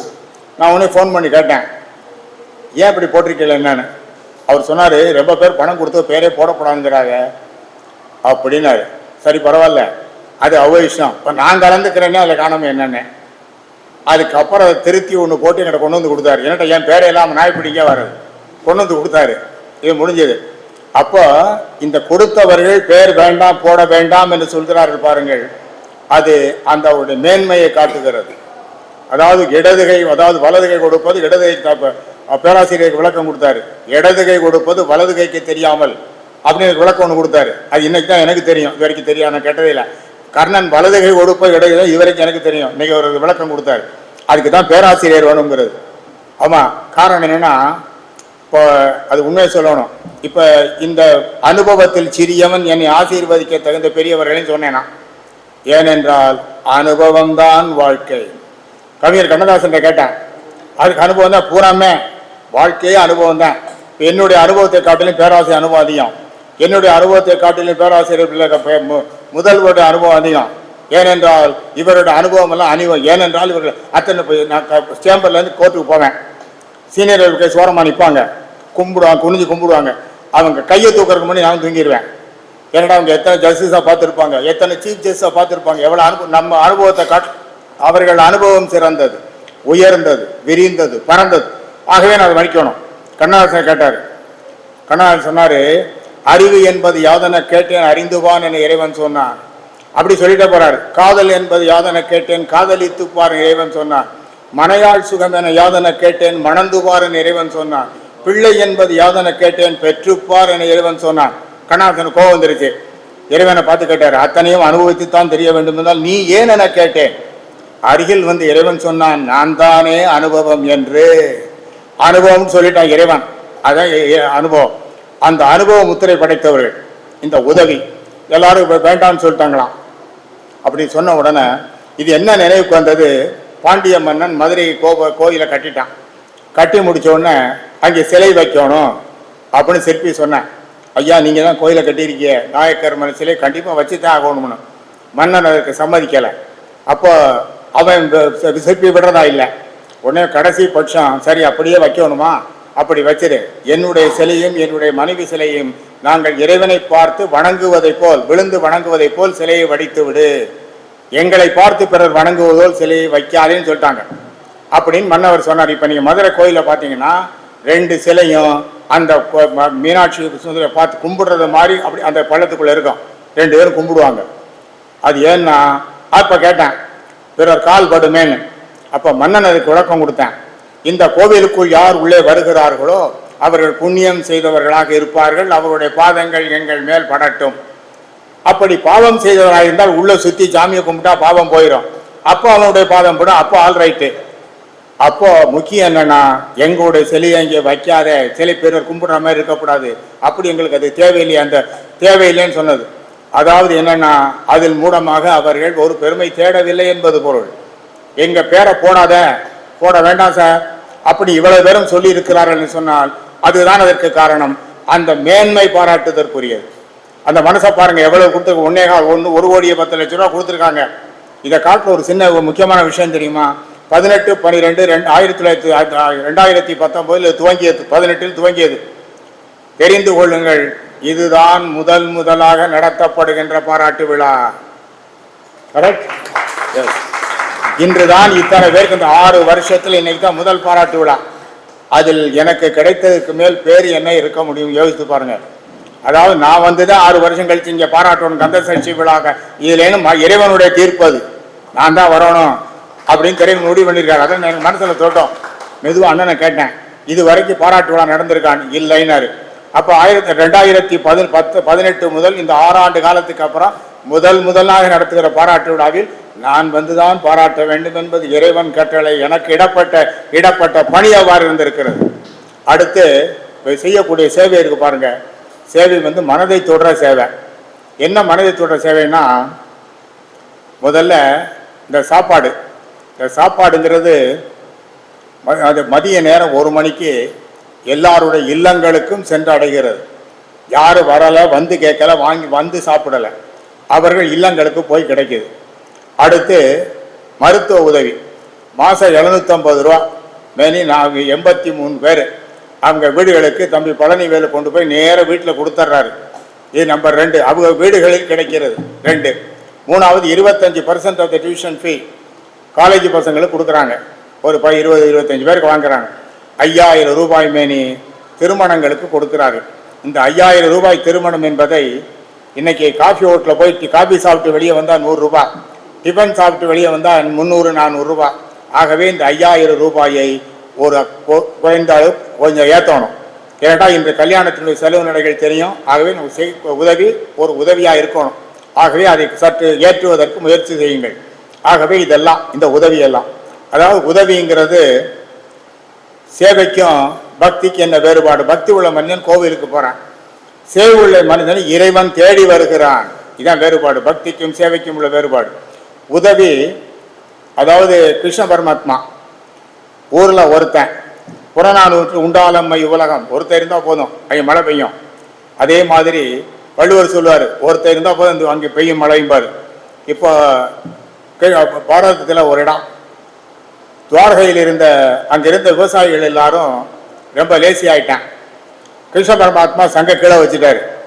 கிருஷ்ண பரமாத்மா சங்க ஊதுனாத்தான் அங்க மழை பெய்யும். அவர் சங்க கீழே வச்சா 12 ஆண்டுக்கு மழை பெய்யாது. எல்லாரும் கலப்பை கீழே போட்டான். அவர் என்ன சொன்னார்? பூரா லேசியா போயிட்டாங்க, எதுக்கு சங்க ஊதி மழை பெய்யணும், தேவையில்லாம மழை எதுக்கா பெய்யுது அப்படின்னாரு கிருஷ்ணன். கீழே வச்சுட்டான் எல்லாரும். ஆனால் ஒரே ஒருவன் மட்டும் உழுது கொண்டே இருந்தான். இவன் எல்லாரும் கிட்டக்க போனாங்க, ஏன்னா உனக்கு கொஞ்சமே அறிவு இருக்கா, புரியுதா? அவர் சங்க கீழே வச்சுட்டா நீ எதுக்கடா உழுதுகிட்டு இருக்காங்க. இவன் கூலா சொன்னான், அது வச்சதெல்லாம் எனக்கு தெரியும், 12 வருஷத்துக்கு உழுகாம இருந்தா எப்படி உழுகிறதுன்னு எனக்கு மறந்து போயிடும், அதுக்காக உழுதுகிட்டு இருக்கேன். இந்த விஷயம் கிருஷ்ணனுக்கு எட்டியது. கிருஷ்ணன் சொன்னார், ஆகா, ஒரு விவசாயி அவன் உழுகிறது எப்படின்னு மறந்து போகும்னா அப்ப சங்கு ஊதுறது எப்படின்னு எனக்கு மறந்து போகும் அப்படின்னு கிருஷ்ணன் சங்க பிடிச்சாரு. சங்க பிடிச்ச ஊதியதால் மழை பெய்தது, ஊர் தழைத்தது. அந்த ஒருவனாக இந்த சோமசுந்தரம் செட்டியார் இருந்திருக்கிறார். இப்ப இது ஆரம்பம் 1 ஷோ. அதாவது எப்படின்னு ஒரு மனிதனுக்கு 3, முதல்ல எண்ணம், அடுத்து சொல், அடுத்து காரியம். இப்ப சிங்கப்பூர் இருக்கு. சிங்கப்பூர் எப்படி இப்ப தனி நாடாக உலகத்துல திகழுது? காரணம் தெரியுமா? ஒரே ஒரு அட்வொகேட் லீ அப்படிங்கிற ஒரு அட்வொகேட் பண்ண புரட்சியின் காரணம் தான் சிங்கப்பூர் தனியா இருக்கு. இப்ப ஏன் சிங்கப்பூர் வந்திருக்கா? சிங்கப்பூர்ல இருக்க அண்ணனுக்கெல்லாம் அந்த கதை தெரியும், நமக்கு தெரியாது, அவங்களுக்கு தெரியும் கரெக்டா. மலேசியாவிலிருந்து எப்படி பிரிந்தது? 1957 ஒரு சிங்கிள் மேன் பிரிச்சு கொண்டாந்துட்டான்ல. அதுதான் இப்ப சின்னாவினுடைய ஒரே காரணம் பாகிஸ்தான் பிரிஞ்சது. ஒரே தனி மனிதன் திட்டம், அதாவது சர்வீஸ் மைண்டடா சரியாக நடத்துகிறேன் அப்படின்னு சொல்லி உதவி செய்வது. உதவிங்கிறது பகவத்கீதையில கிருஷ்ணன் என்ன சொன்ன? நீ உதவி செய். நீ ஏன் பிறப்பு எடுத்தாய்? உதவி செய்வதற்காக. அதனுடைய பலாபலை பத்தி நீ ஏன் யோசிக்கிற? உதவி செய்து கொண்டே இரு அப்படிங்கிற கிருஷ்ண பரமாத்மா சொன்னது. வள்ளுவர் ஸ்டெப் ஃபார்வர்ட், அதுல முன்னாடி போனார். உதவி வரைத்து அன்று உதவி உதவி செய்யப்பட்டார் சால்வின் வரைத்துனார். உதவிங்கிறது என்ன அளவு? இப்ப நான் ஒரு 500 200 கொடுக்குறேன், என்னுடைய பணியாளர் கொடுக்குறேன், அது ஒரு தோசை 2 காப்பி வாங்கி சாப்பிட்டானா ஆல் ரைட்டு. அது வேற கெட்ட காரியத்துக்கு பயன்படுத்தினா என்ன அர்த்தம்? உதவி வரைத்து அன்று உதவி. நீ என்ன உதவி செய்கிறாய் என்பது முக்கியம் அல்ல, யாருக்கு செய்கிறாய் என்பது முக்கியம். உதவி வரைத்து அன்று உதவி உதவி செய்யப்பட்டார் சால்வின் வரைத்து. இப்ப யாருக்கு இது கிடைக்குது? வயோதிகர்களுக்கு கிடைக்குது, உடல் நலம் இல்லாதவர்களுக்கு கிடைக்குது. யாருக்கு மருந்து வேணும் மருந்து கிடைக்குது, யார் அவர்கள் பசியில அவர்களுக்கு கிடைக்குது. அவர்கள் எல்லோரும் வாழ்த்துவார்கள். அந்த வாழ்த்துக்கு மேல் வாழ்த்தே கிடையாது. 1000 கோடி கொடுத்தாலும் அந்த 1000 கோடி தரக்கூடிய அந்த சந்தோஷம் இந்த சந்தோஷத்துக்கு நிற்காது. இதற்கு மேல் வாழ்த்தே இருக்க முடியாது. எல்லாமே நாள் அப்படி. ஒரு வீட்டில் கல்யாணம் பண்ணி வைக்கிறான், விளக்கேற்றி வைக்கிறான். ஒரு படிப்பு கொடுக்குறான், கண்ணை திறந்து விடுறான், படிப்பு கல்வி கண்ணை திறக்கிறான். அதே போல மருந்துக்கு அருமையான எக்ஸ்பிளனேஷன், நல்லா அருமையாக சொன்னார். அதாவது அவங்களுடைய நோய் அவர் தடுமாறிக்கிட்டு இருக்க நேரம், அதுக்கு மேலே செய்ய முடியாது, அது பசி பிணி அதை தீர்க்கிறது. இது 4 அருமையான சாய்ஸ். இதான் சமூகத்துக்கு வேணும். அதாவது துபாய் தம்பி சொக்கலிங்கம் ஒரு சொன்னார், 1 to 1 அந்த ஹெல்ப் பண்ணுறது ரொம்ப குறைவாக இருக்குது, அதை நம்ம செய்யணும். சமூகத்தில் காலேஜ் கட்டணும், ஒரு கோவிலை கட்டணும், குளத்தை வெட்டணும் அப்படின்னு எல்லாம் சொன்னார். அவர் சொல்லி முடிச்சுவிட்டு கடைசியாக கம்ப்ளீட் பண்ணுறபோது சொன்னார், இந்த சங்கம் வளர வேண்டும், சமூகத்துக்கு பயன்பட வேண்டும், அதோடு மட்டும் இல்லாமல் இந்த ஊர் சமுதாயத்துக்கும் பயன்பட வேண்டும் சொல்லி முடிச்சார். இந்த சமுதாய உணர்வு நமக்குள்ள உள்வட்ட ஒரு ஷார்ட் சர்க்கியூட் இருக்கக்கூடாது என்பதற்காகத்தான் நகரத்தார்கள் அந்த காலத்தில் எல்லாம் பண்ணதே, தர்மம் பண்ணதே.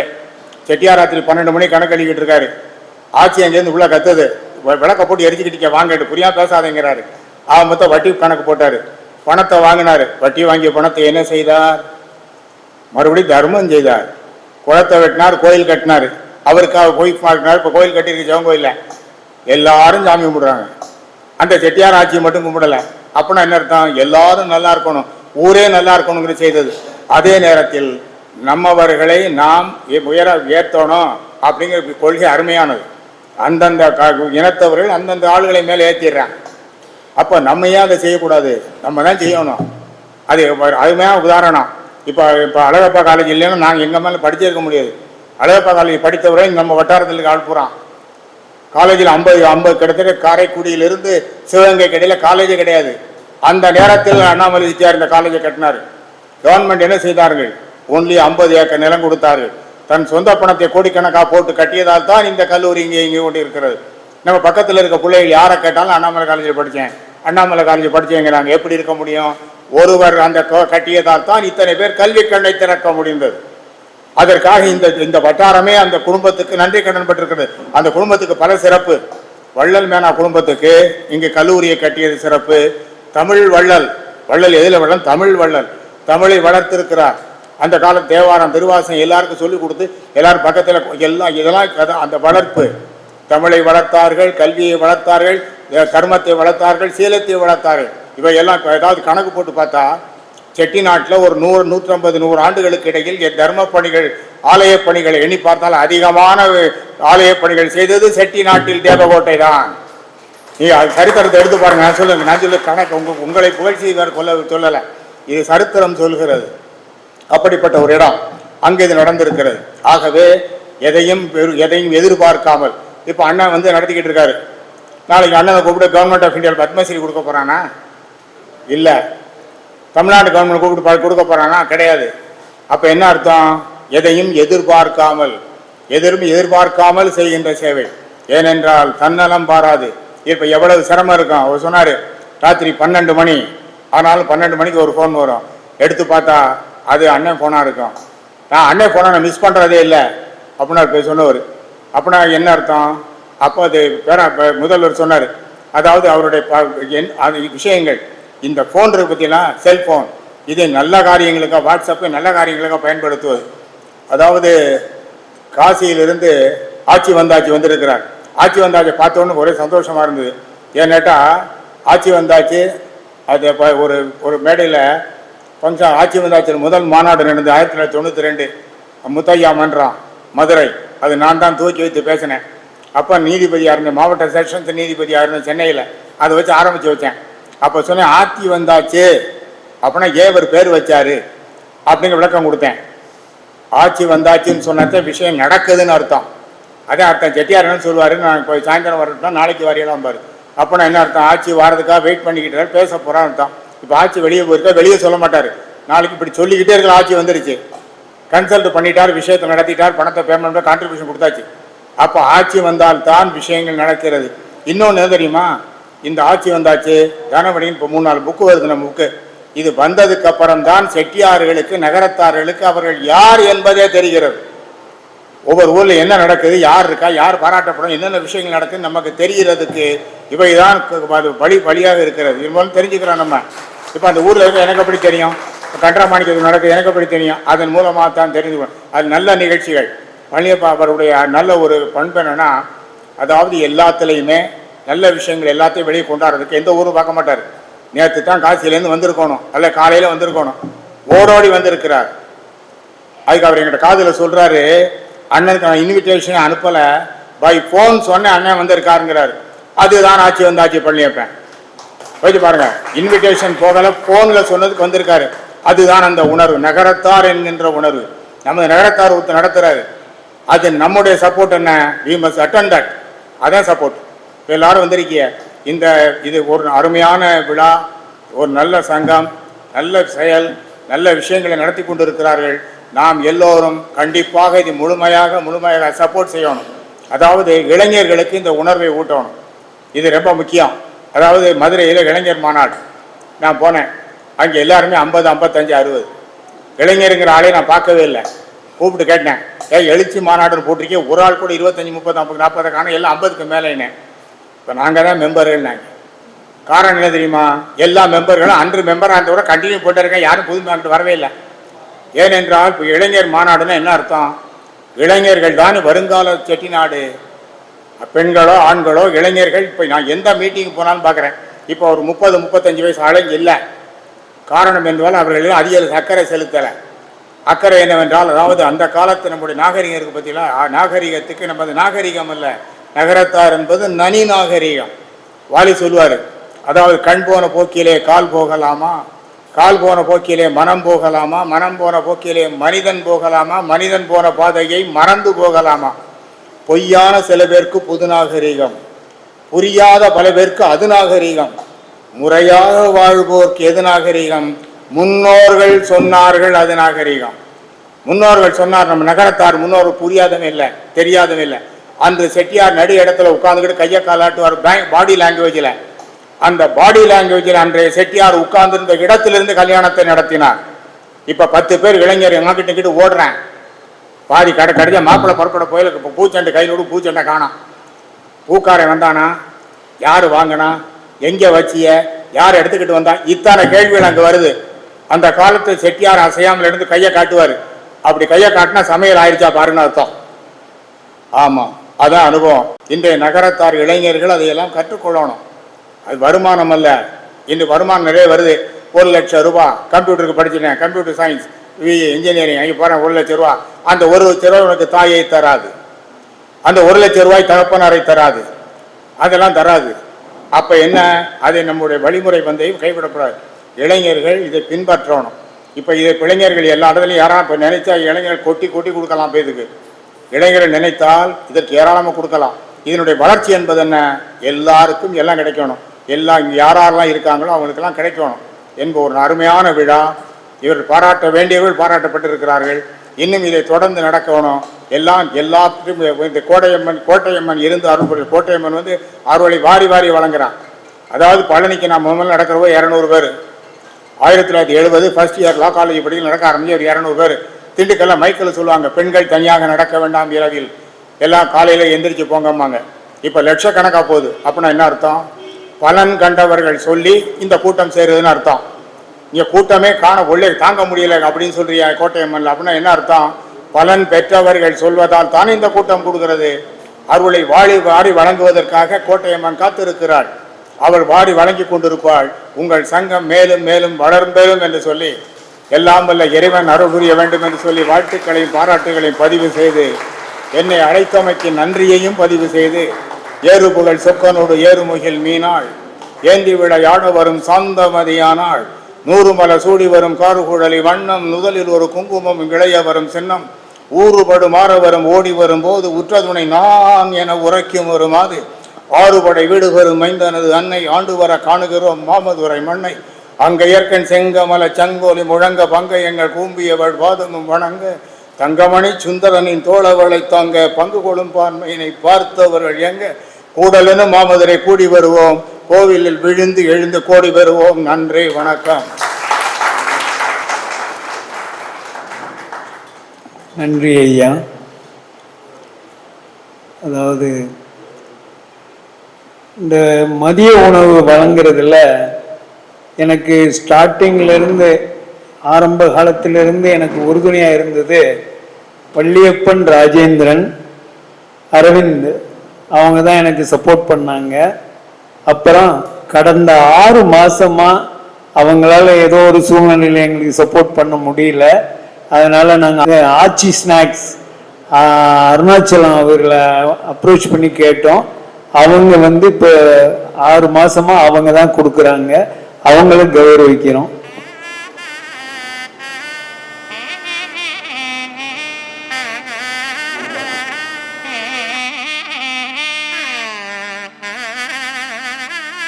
மீனாள் சோமசுந்தரம் ஆச்சி வாங்க.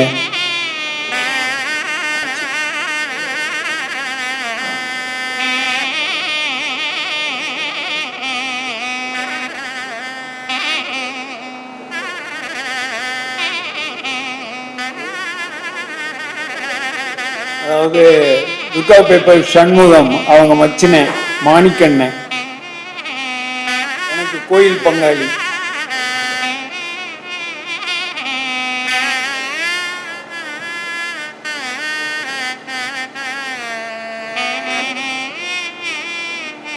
நன்றி நபர்கள் பழனிசாமி. பி 2025 முதல் தேவகோட்டையில் உள்ள 87 பயனாளிகளுக்கு அறக்கட்டளையின் சார்பாக மருந்தை கொடுத்து வரும் தண்ணீர் மலையான் மெடிக்கல்ஸ் நிறுவனர் திரு லே பழனிசாமி அண்ணனை நன்றியை வழங்க அழைக்கிறேன். இந்த நிகழ்ச்சியை நல்ல முறையில் தொகுத்து வழங்கிய தங்கை மங்கை அவர்களை கௌரவிக்கிறோம்.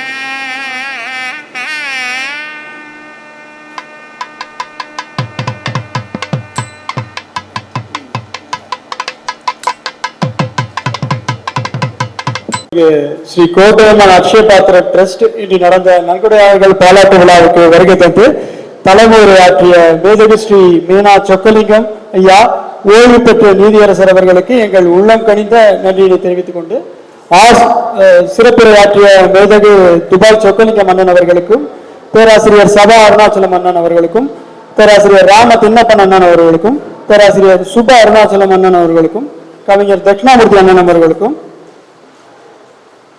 நாச்சமையாட்சி அறக்கட்டளை தலைவர் திரு துபாய் சொக்கலிங்கம் அண்ணன் அவர்களுக்கும், தேவகோட்டை நகரத்தார் மெடிக்கல்ஸ் குழுமம் சிங்கை நண்பர்களுக்கும், அருள்மிகு ஸ்ரீ கோட்டயம்மன் அக்ஷய பாத்திரம் டிரஸ்ட் உறுப்பினர்களுக்கும் எங்கள் நன்றியை தெரிவித்துக் கொள்கிறோம்.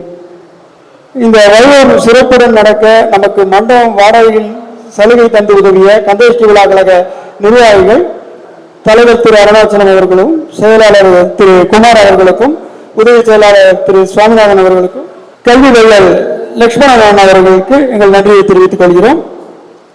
தலைவர் திரு அருணாச்சலம் அவர்களுக்கும், கந்தேஷ்டி விழா நிர்வாகிகள் தலைவர் திரு அருணாச்சலம் அவர்களுக்கும், செயலாளர் திரு குமார் அவர்களுக்கும், உதவி செயலாளர் திரு சுவாமிநாதன் அவர்களுக்கும், பொருளாளர் திரு முத்தையன் அவர்களுக்கும் எங்கள் நன்றியை தெரிவித்துக் கொள்கிறோம். மைக் செட்டிங் சிறப்பாக செய்திருந்த RMS எலக்ட்ரிக்கல்ஸ் நிர்வாகதாரர்களுக்கும், மாலை ஸ்நாக்ஸ், டீ மற்றும் இரவு உணவு வழங்கிய ஆட்சி ஸ்நாக்ஸ் அருணாச்சலம் அவர்களுக்கும் எங்கள் நன்றியை தெரிவித்துக் கொள்கிறோம். இந்த விழாவுக்காக கிட்டத்தட்ட 3 மாத காலம், ஒரு காலாண்டு ஒவ்வொரு பணியாக திட்டமிட்டு செய்து முடித்து இந்த விழா சிறப்பாக அமைய காரணமாக இருந்த ஏஎன் சோமசுந்தரம் அண்ணன் அவர்களுக்கு எங்கள் நன்றியை தெரிவித்துக் கொள்கிறோம். மேலும் இந்த விழாவை சிறப்பாக தொகுத்து வழங்கிய மங்கையர்கரசி ஆட்சி அவர்களுக்கு எங்கள் நன்றியை தெரிவித்துக் கொள்கிறோம். அருணகிரிநாத சுவாமி திருப்புகளில் சொன்னது போல இந்த டிரஸ்டுகளுக்கும் டிரஸ்ட் உறுப்பினர்களுக்கும் இங்கு வந்து இந்த நிகழ்ச்சியில் கலந்து கொண்ட அனைவருக்கும் முருகன் சகல செல்வ யோக மிக்க பெரு வாழ்வினை தந்து இந்த டிரஸ்ட் மென்மேலும் வளர வேண்டும் என்று முருகனை வேண்டிக் கொண்டு விடைபெறுகிறேன். நன்றி. நன்றி அண்ணன். விழாவில் கலந்து கொள்ள வந்த அனைவருக்கும் எங்கள் டிரஸ்டின் சார்பாக நன்றிகள். இரவு உணவு சாப்பிட வருமாறு அன்போடு அழைக்கிறோம்.